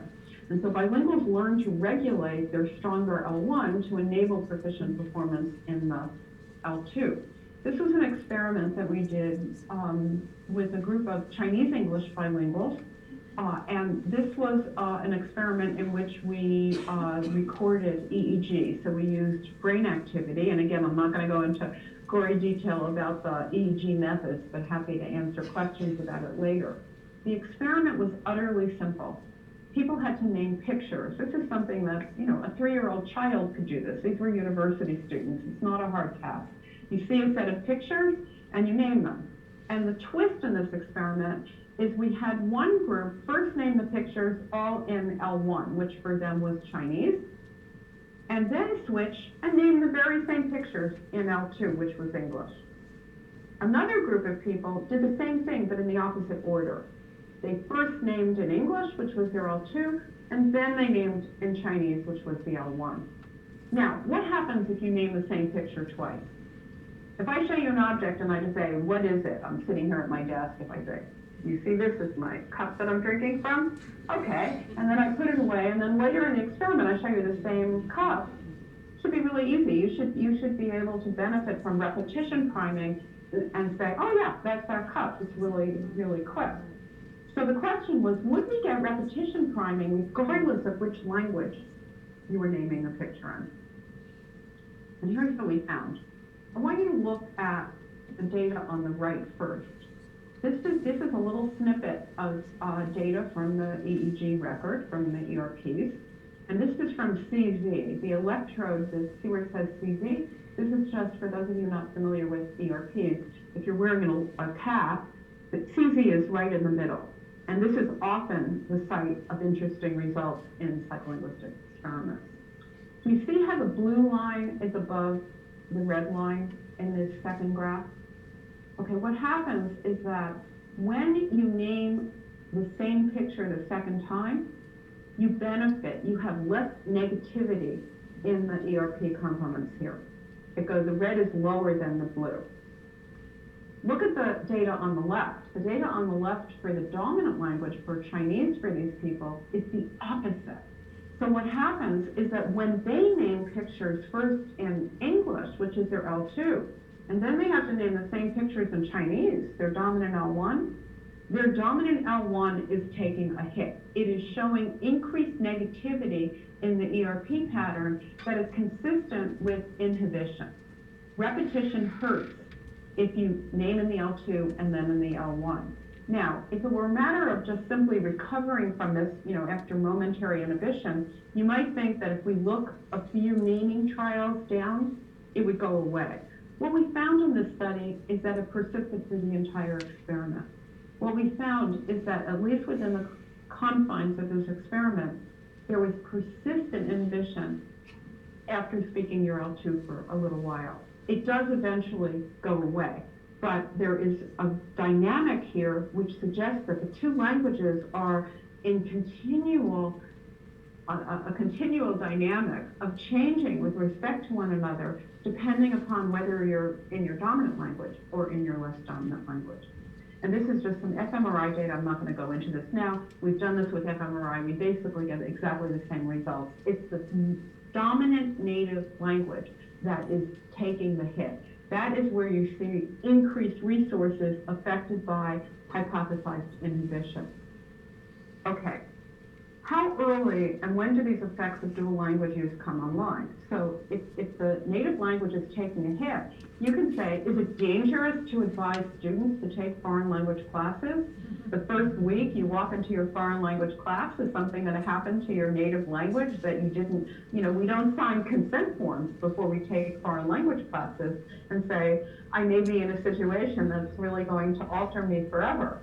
Well, this was a study. Kinsey Bice had been a graduate student at Penn State, and she took native English speakers who were studying Spanish at Penn State, and she gave them a task that you're probably familiar with called lexical decision, in which she showed a string of letters, and they simply had to say, is it a real word or not? And the task was done in English, which is their native language. And for these are learners at pretty early stages. So English is not only their native language, it's really almost their only language, and it's their dominant language. So this should be just very straightforward. And what she did is, within the experiment, she embedded words that were cognates or not. So again, you have words like tomato, where you have the translation in Spanish as a cognate tomate, or you have non-cognates like book and libro. Okay, the question, if you are just beginning to learn Spanish and you're living in this very monolingual Pennsylvania context, is the Spanish going to affect your English? And we looked at the behavioral data. They're just pressing buttons. Is it a real word in English? Is it not a real word? Doesn't affect them behaviorally. No difference in their behavior. The learners look like monolingual. So you might say, okay, we'll just pack it up and put it away. But we look at their brains in the EG study, and what we find is monolingual show nothing. Okay, this is again CZ in the ERPs, and then we have people who are really in the first semester of learning, and then people who are just getting to, second semester Spanish students in the middle of Pennsylvania are not proficient speakers of Spanish. So what are we finding? We're finding that by the time they're getting just a tiny little bit more of Spanish, their English is showing sensitivity. So they're showing a cognate effect in English, but they're only showing it in brain activity, not in behavior. Their brains are becoming sensitive to what the activation of the Spanish means relative to the English. And this was a very exciting result because we never expected to see this so early in learning. So all of these results suggest that there are effects of the L2 and the L1. They emerge early in learning, and that they reflect these dynamics of language change that we hypothesize may be required to become a proficient bilingual. And the hypothesis that we've been testing, and Julie and I have been working together on this idea at different levels of language processing, is that this ability to regulate the native language may be really crucial in predicting language learning outcomes for young adults. And so this apparent hit where you inhibit your L1 may be a momentary bad thing, but it may be what's been called in the memory literature a desirable difficulty. It's something that you may need to benefit from having a hard learning condition that will then later benefit your proficiency in L2. And the place where we see this occur most naturally is in immersion learning. When individuals are immersed, they will be exposed to the L2 and they will have to learn to regulate their L1. This was a study that was done in Salamanca, Spain, and it was a study that included a number of different tasks, but I'm just going to tell you about one. And Jared Link, who was a former graduate student at Penn State, was very interested in going to Salamanca because he had studied there as an undergraduate himself. And what he did is he compared two groups. One group were learning Spanish in the classroom. They were intermediate learners of Spanish in the classroom. The other group were intermediate learners in Salamanca. Now, intermediate learners, as I said before, are not proficient. I mean, they are very English dominant. And here's the main finding. The main finding is that the L1, English is suppressed when they are in this L2 environment. And here's how we showed it. We gave people a verbal fluency task. In verbal fluency, they didn't actually see these pictures. We just say to you, fruits, and you name as many fruits as you can think of in 30 seconds. And we give you that task in English, and we give you that task in Spanish.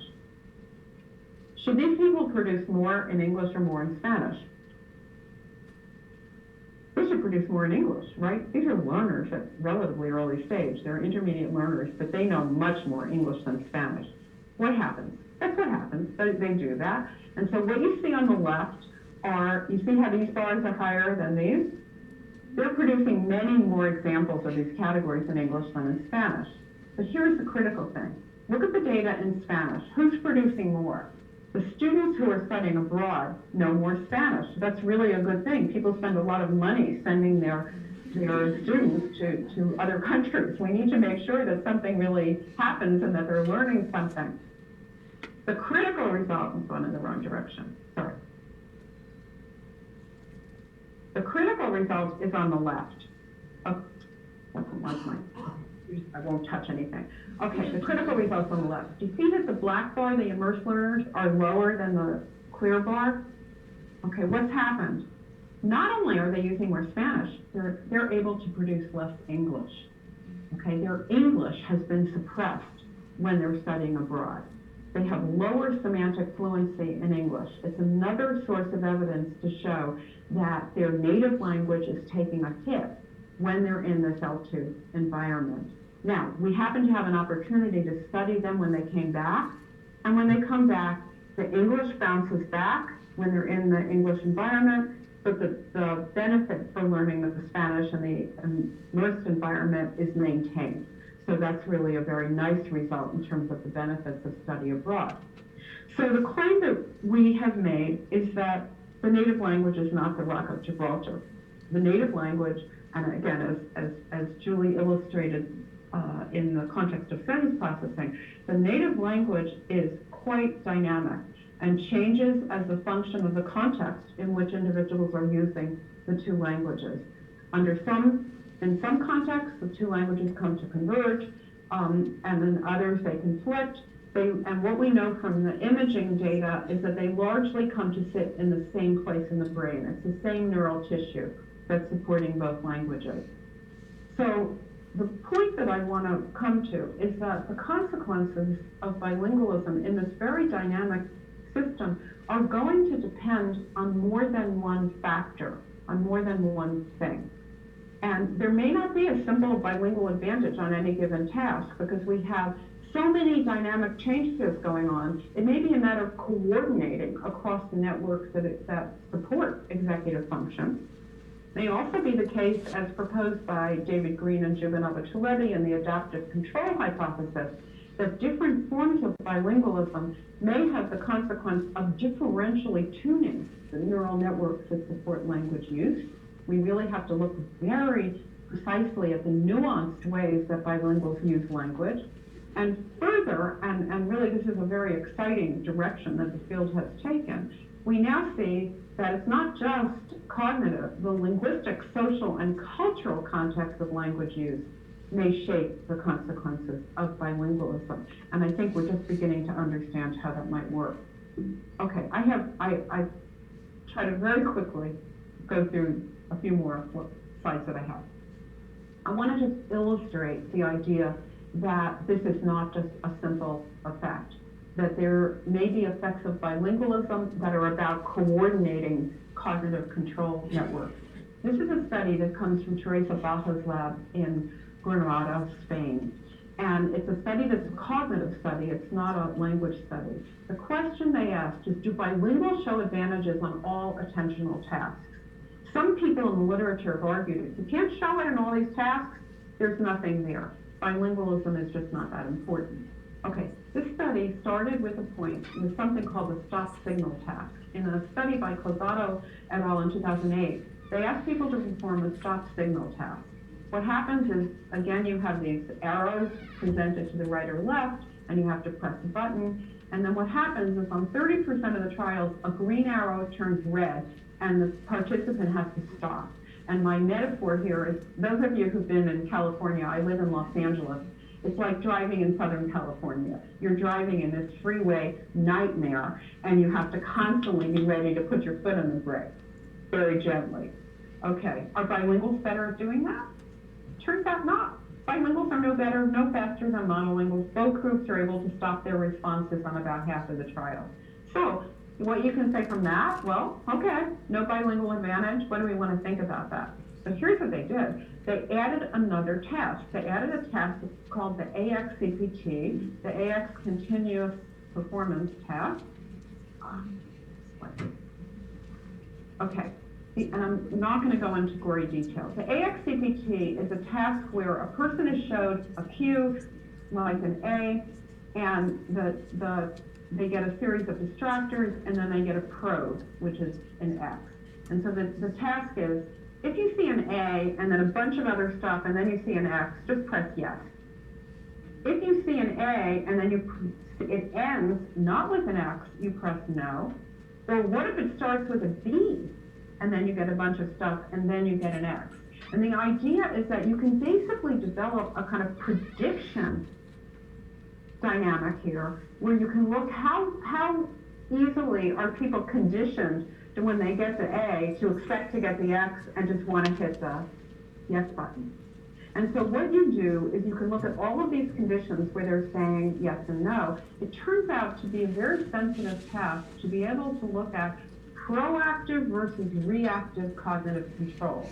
In other words, anticipating what's coming back, or having a conflict arise and then later having to deal with it. And so are bilinguals advantaged on these tasks?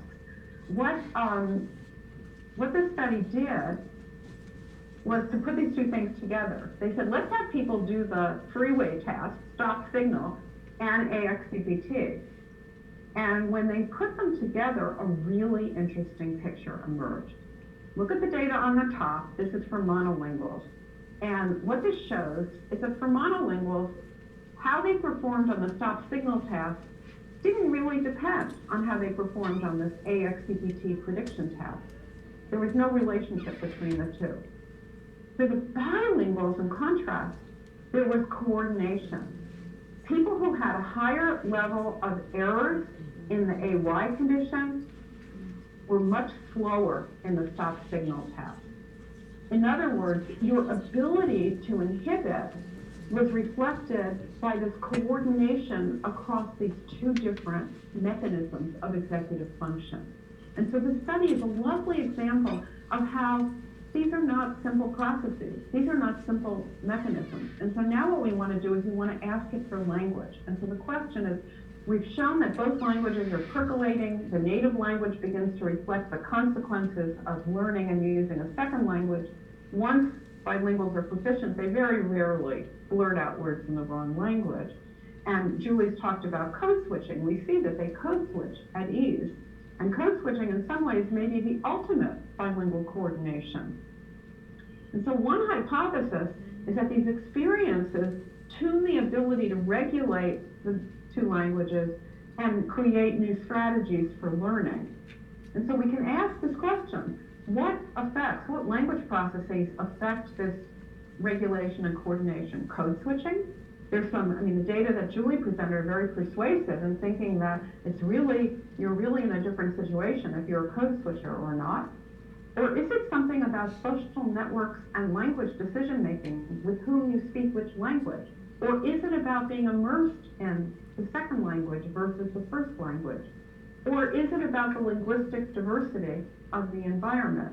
And I'm not going to have time today to go into all of this, and I think we only know a little bit about each of these questions, but I want to end today by trying to just very quickly, if I might, illustrate how each of these different possible sources of variation in language experience may come to tune these networks. And so code switching, how does code switching affect the coordination? Well, in a study that Melinda Fricke performed at Penn State as a postdoc with Julie and me, she looked at the idea that code switching is kind of a model of alignment. In psycholinguistics, we talk a lot about how speakers and listeners align to each other.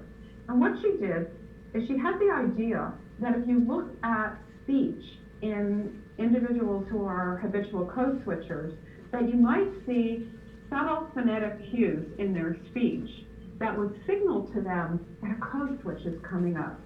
And so what she did, and I'm not going to show you the primary data here, there's just not time, but what she did is she performed a corpus analysis. And what she identified in the corpus analysis, which of just naturalistic speech, and this was the Miami Bangor corpus looking at Spanish-English bilinguals talking to one another freely on different topics. What she found is that for Spanish-English bilinguals, speech rate slows down prior to code switch. English becomes more Spanish-like, and bilingual listeners then have this information. And so the question is, can they use it? And do you remember in Julie's talk, she talked about the visual world paradigm where you can track movements when people will speak? Melinda used that method to ask, can habitual code switchers exploit that phonetic cue if they hear it to predict that a code switch is coming up and essentially direct their eye gaze differently? And the answer is yes, they can do that. They can exploit that information. And what that suggests is that bilinguals align to the speech of their interlocutors. And this is a bit of a joke, but the idea is that bilinguals are learning to do a linguistic tango with each other. They're learning to listen for certain things in the speech of others to be able to tune in this environment so that they're able to use the languages effectively and code switch when that code switching is appropriate. The alignment may also be an index of bilingual language regulation. We know very little about how the richness of linguistic or cultural context might affect this tuning process, but it's obviously a topic that's of great interest. A study in the Netherlands came out last year that showed that not all bilingual experience produces the same consequences, and that we might have to stop for a minute, despite our enthusiasm about code switching, and say, some bilinguals don't code switch. So in the Netherlands, bilinguals don't code switch between Dutch and English. They do it between sentences, between discourse topics, but typically not within sentences. However, many people in the Netherlands are multilingual. And what you can do in the Netherlands is provides an opportunity to study the effects of bilingualism in aging, because there are many older adults in the Netherlands who are multilingual. This was a large-scale study of older adults in the Netherlands, and they wanted to know which aspects of language use might be related to their executive function. And so they gave them a bunch of tasks, and they interviewed them with extensive online interview about the factors that might be related to how many languages they knew, how many languages they spoke, age at which they learned the languages, their education, a whole set of things. Here's the critical punchline. What they found is that performance on the flanker task, remember we looked at that earlier on with the arrows pointing a different way, that performance on the flanker task was predicted by, they don't code switch intra-sententially. What they do is they find themselves in different contexts where they may have to switch languages in different social and environmental contexts. And it turned out that people who do that a lot show benefits on the flanker task. Now, it's a preliminary result based on a fairly large sample, but what's critical about it is this is not typical code switching. This is contextual switching, suggesting there may be something about the interactional context where they have to deal with different people in different languages that may turn out to be very important. In a recent study that Julie and I both participated with our students, Annie Vitti-Martinez and Christian Navarro-Torres, and this study is now in press, we examined this hypothesis in more detail. And what we did is we did, again, very simple picture naming tasks. People just had to name pictures in Spanish or English. We had 3 groups of Spanish-English bilinguals, all of whom were highly proficient in both languages. They could name pictures in both languages more than 90% accurately. One group lived in Granada, Spain. In Granada, the 2 languages are typically used differently, separately. So you have a home language, a work language, or a school language. And so you know in which kind you use both languages a lot, you're highly proficient, but you know the context tells you when you're going to speak which language. And these bilinguals tend not to code switch. In San Juan, Puerto Rico, bilinguals code switch like mad, and they can use both languages almost interchangeably, opportunistically. The 2 languages are very integrated, and they code switch a lot. In State College, Pennsylvania, there are Spanish-English bilinguals immersed in this very English environment, but they code switch with each other. They tend to be code switchers, but there's a critical feature, which is State College, Pennsylvania is a very monolingual English environment. Not every person you encounter is going to speak Spanish. And so you're constantly having to monitor the environment to see who can I speak Spanish with whom can I code switch? So they have a restricted use of Spanish in this environment. How does it matter?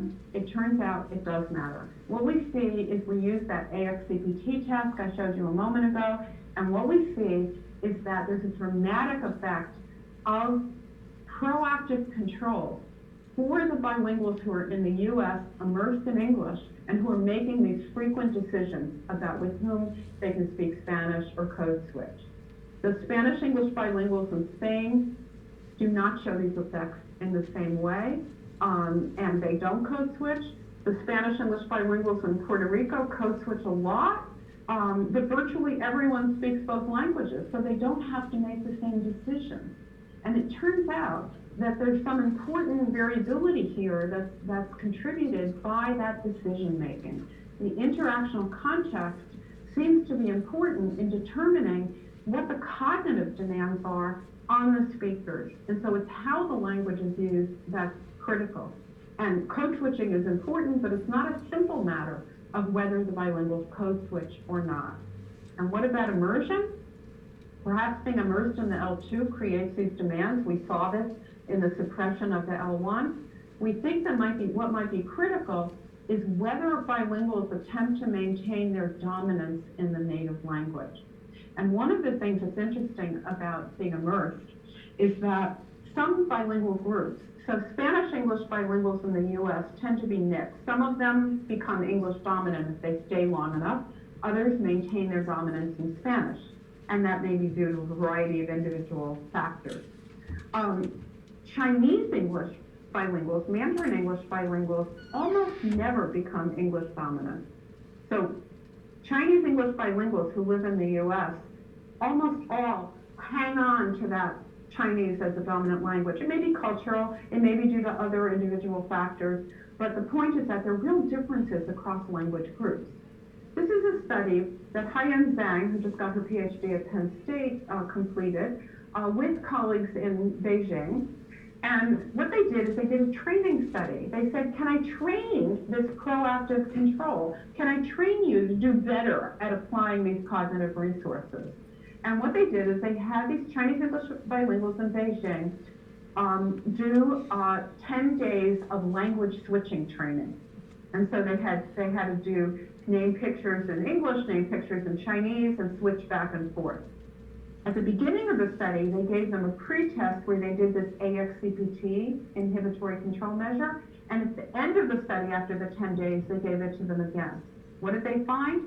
They found that these Chinese English bilinguals in Beijing improved their proactive control if they were forced to switch back and forth between Chinese and English. Hyun came to Penn State, to the U.S., and she said, let's do this study again in the U.S. Okay, she did it. And what happened? Nothing. This is the graduate student, PhD student nightmare, right? You do a study, you don't get any results. Okay, we sat there and we looked at the data and said, wait a second. Maybe these people didn't need any training. And what we found was that the people who were Chinese English bilinguals in the US already had higher proactive control. It's the immersion environment that's training them. By virtue of being in the immersion environment, they already have benefited.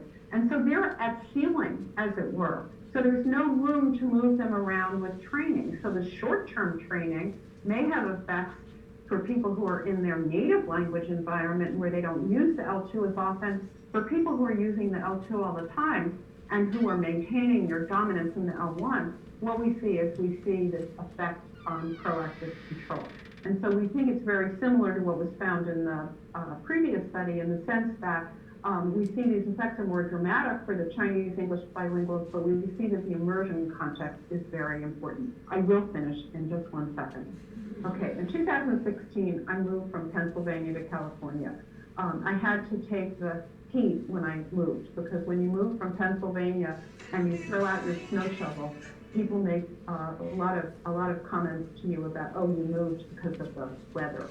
But no, we moved in part because of the bilingual in California.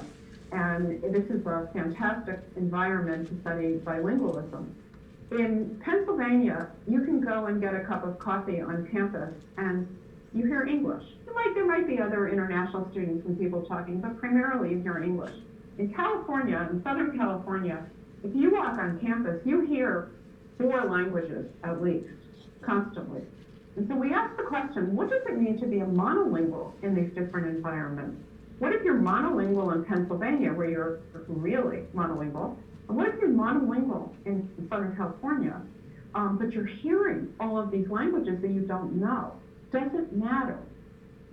And what we found, there's a lot in this slide. This is a study that Kinsey Weiss did as part of her dissertation. And as Julie mentioned in one of the studies she told you about, this was serendipitous. We weren't expecting it. Kinsey was doing a dissertation. She started it in Pennsylvania. I decided to leave my job in Pennsylvania, move to Southern California, and so she picked up and came with me in the middle of the dissertation. And what she did is she collected half the monolingual data in Pennsylvania, and she collected half the monolingual data in California. We weren't really expecting any differences.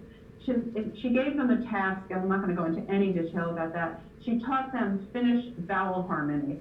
She wanted to see whether bilinguals were better learners than monolinguals. But here's the result.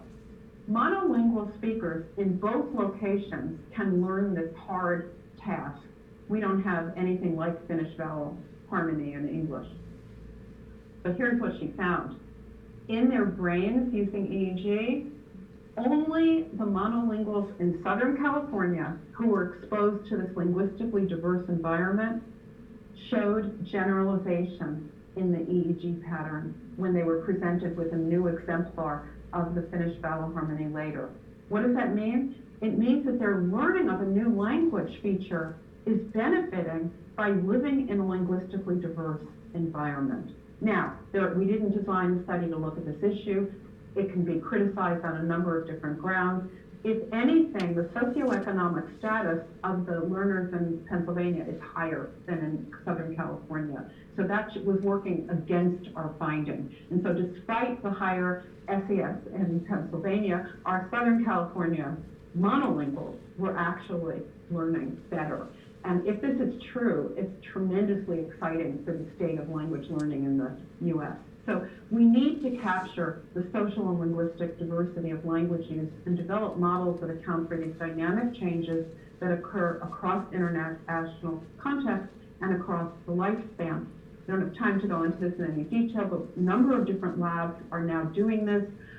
Jason Gulliver, a former student of Julie and mine at Penn State, who's a postdoc now at McGill, has developed something called the language entropy measure, which is basically uses pretty standard language history measures to capture just what kind of diversity people have in their linguistic environment. And what they've shown is that this seems to affect, they've been doing brain imaging studies and showing that language entropy and linguistic and social diversity affects the structure of brain structure for bilinguals.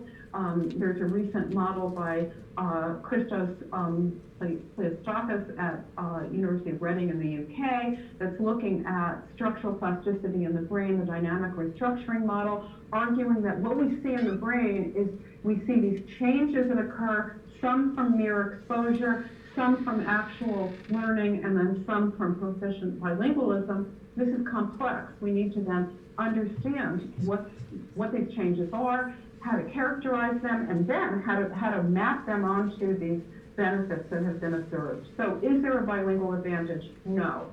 There are many advantages, including the ability to speak more than one language. There are some costs. There are some instances in which there's no effect at all, because this is a complex life experience.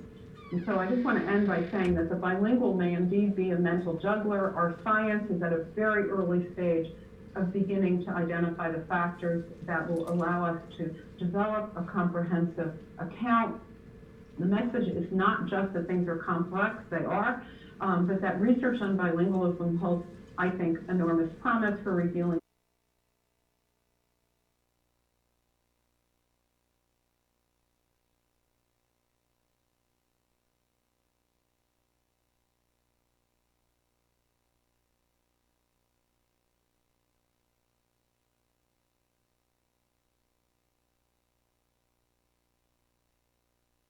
hear you. No, we can hear you now. Okay. We're looking and listening to you. Okay, I think I finished. I think, I don't know where I lost you. I was talking and I was talking about the idea that we needed to think about our work in the real world. Yeah, that's the last That was the last slide. I can pull the slides up again if it's helpful. Yeah, if you can. Yep, I can.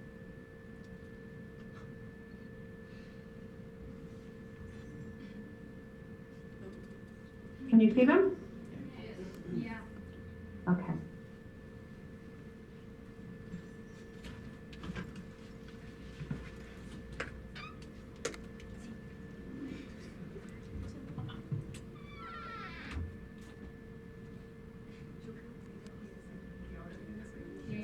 Judy, we're ready. Yeah, I think you're waiting for me to tell you that we're ready for the question session. Is that right? Yeah, that's fine. Great. If you have any trouble hearing the questions, just let us know. I'll let you please, know. Okay? Preguntas para Judy. Aprovechen.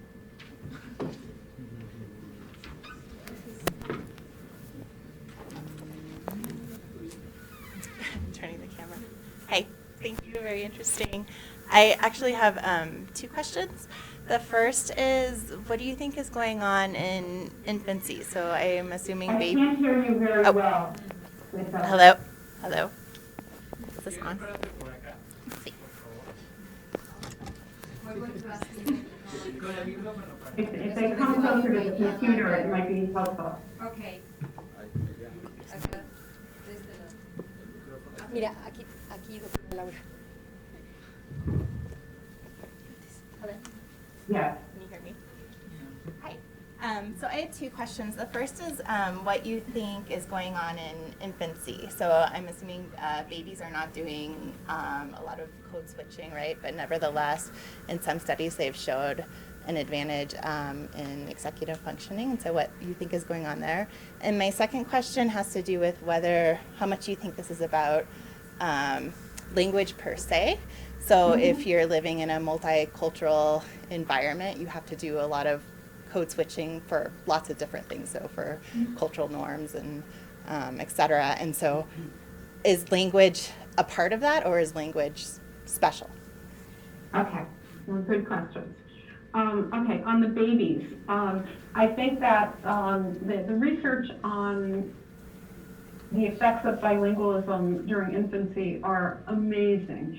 And I think that although you're right that bilingual babies aren't code switching in the way we think of code switching in adults, if you think about the context in which they are living, they are doing a lot of switching. And in fact, there's a fabulous, there are many fabulous studies, but there's a fabulous study that came initially from Janet Worker's lab at University of British Columbia, where they showed babies there who hear a lot of English and French in that environment in Western Canada. They showed them faces talking without the sound.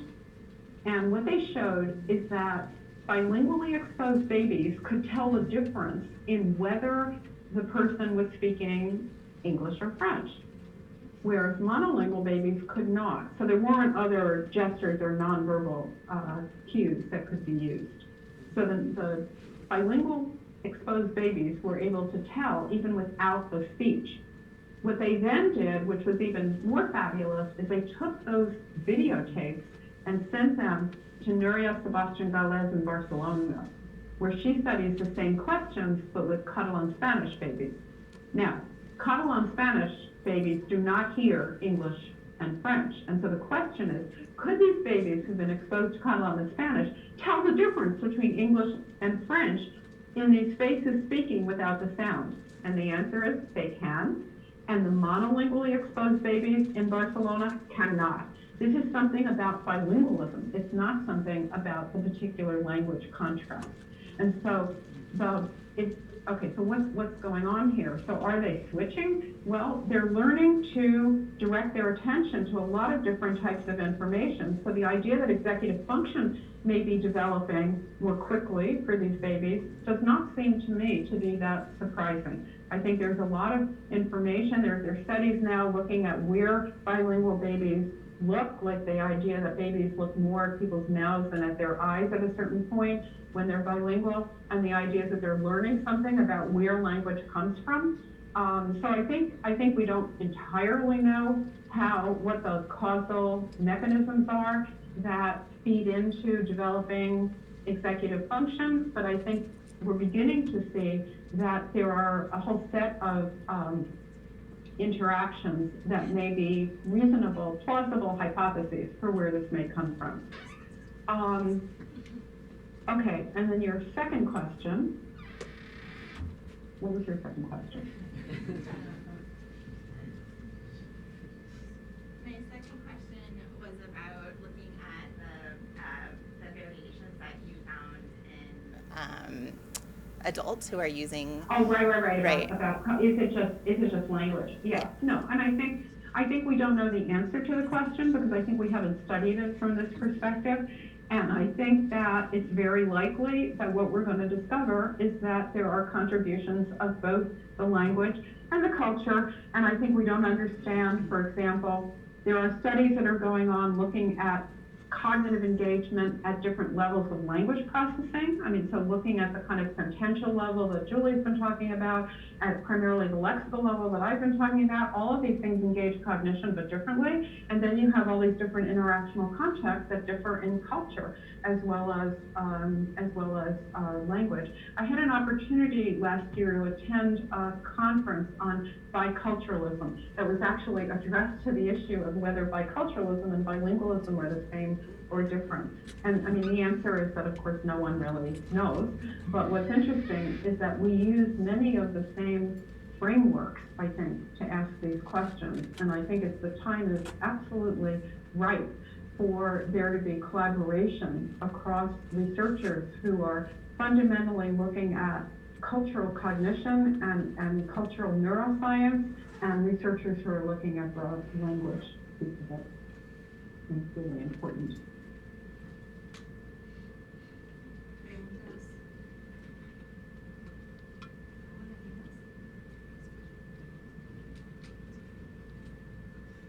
Hi, Judith. This is Heidi. And I just want to tell you that you have inspired a lot of research in our lab, and we are very happy to hear you. And we are interested in in studying the bilingualism in Mexico. So as you might know, there are many languages, native languages in Mexico, and we know that most of those people are really bilingual because they speak both their native language and Spanish. And we are wondering how we can show these advantages that you just show us with those people. I mean, because there is this education issue that we are trying to show these advantages even if they don't, if they are vulnerable populations.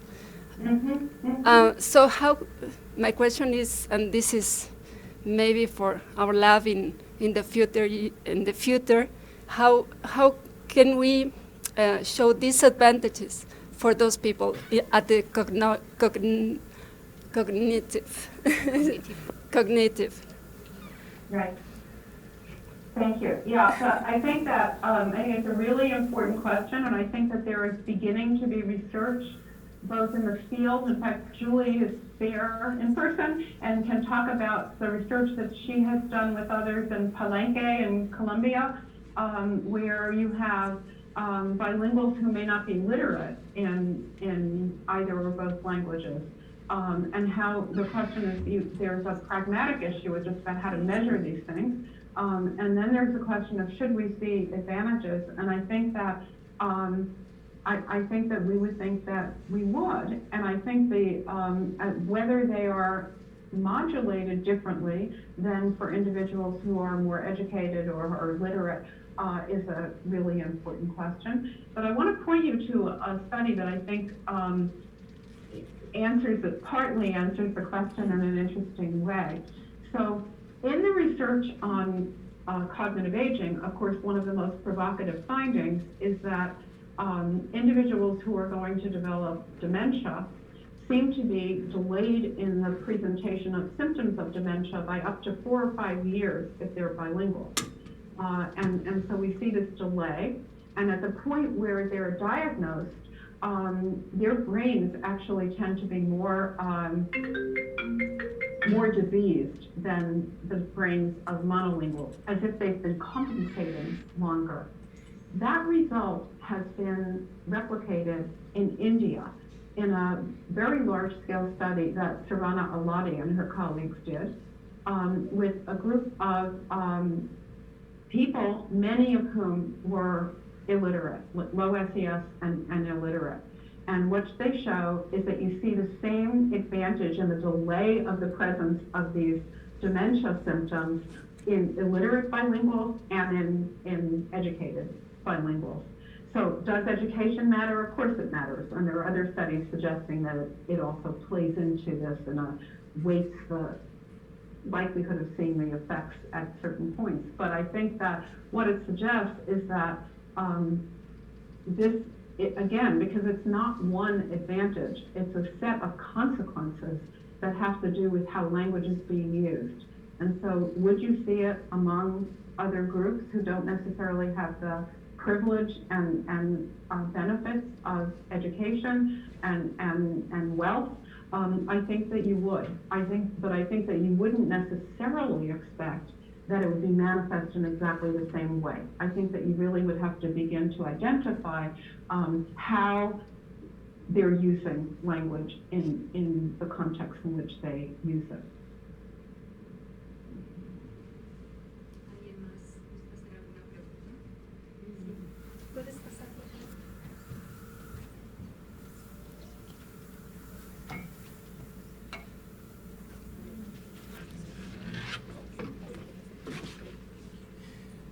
So, thank you for your conference. It was very interesting, actually.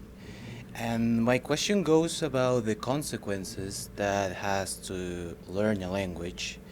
And my question is, what do you think about the claim that people that speak more than one language, they switch between personalities? There's a claim that people that speak English, for example, and then return to Spanish, they tend to say that they feel different. They feel different in the attitude, they feel different in how they speak, the phrases that they use, the set of phrases that they use, how they manage through the world, but not in the terms of language, in the terms of social communication and social interactions. So what do you think about these claims? So I think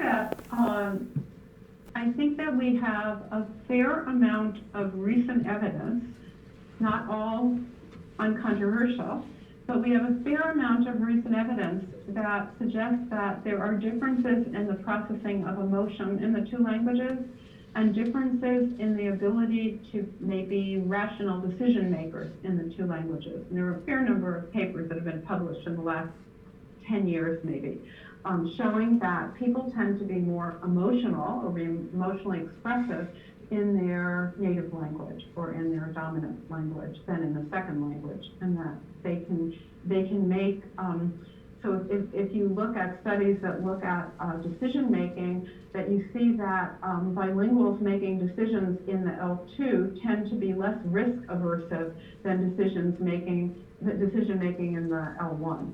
And people have argued that that's related to these emotional differences. So if you think that there are differences in the degree to which the two languages evoke these different modes and ways of being and likelihood of experiencing emotion, then I think it's not such a stretch to think that you might see differences that would be interpreted as personality differences. I don't think we entirely understand the scope of these effects, though. And I think some people have criticized it and argued that there may be other linguistic bases here that need to be investigated more carefully. So it's not the primary thing that I work on, but if you ask me to, in 20 words or less, what do you think about this? I would say, I think there is an emotion effect there. I think it's real. I think it's been shown using converging methods and using a variety of different bilingual populations. I think we don't understand it very well, and I think we don't understand the scope of the consequences of it very well.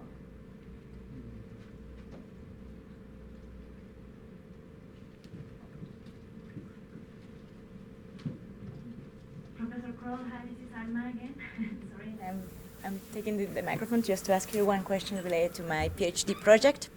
It is about this cascadic processing that we have. There are some theories that propose that we co-activate semantic information, visual information, and phonological information when we perceive words or visual in the second language. Would you think that this cascadic processing would be similar as in our first language? I mean, if we have this same cascadic processing, if we are high proficient bilinguals, or if we are low proficient bilinguals, would we probably have a different cascadic processing?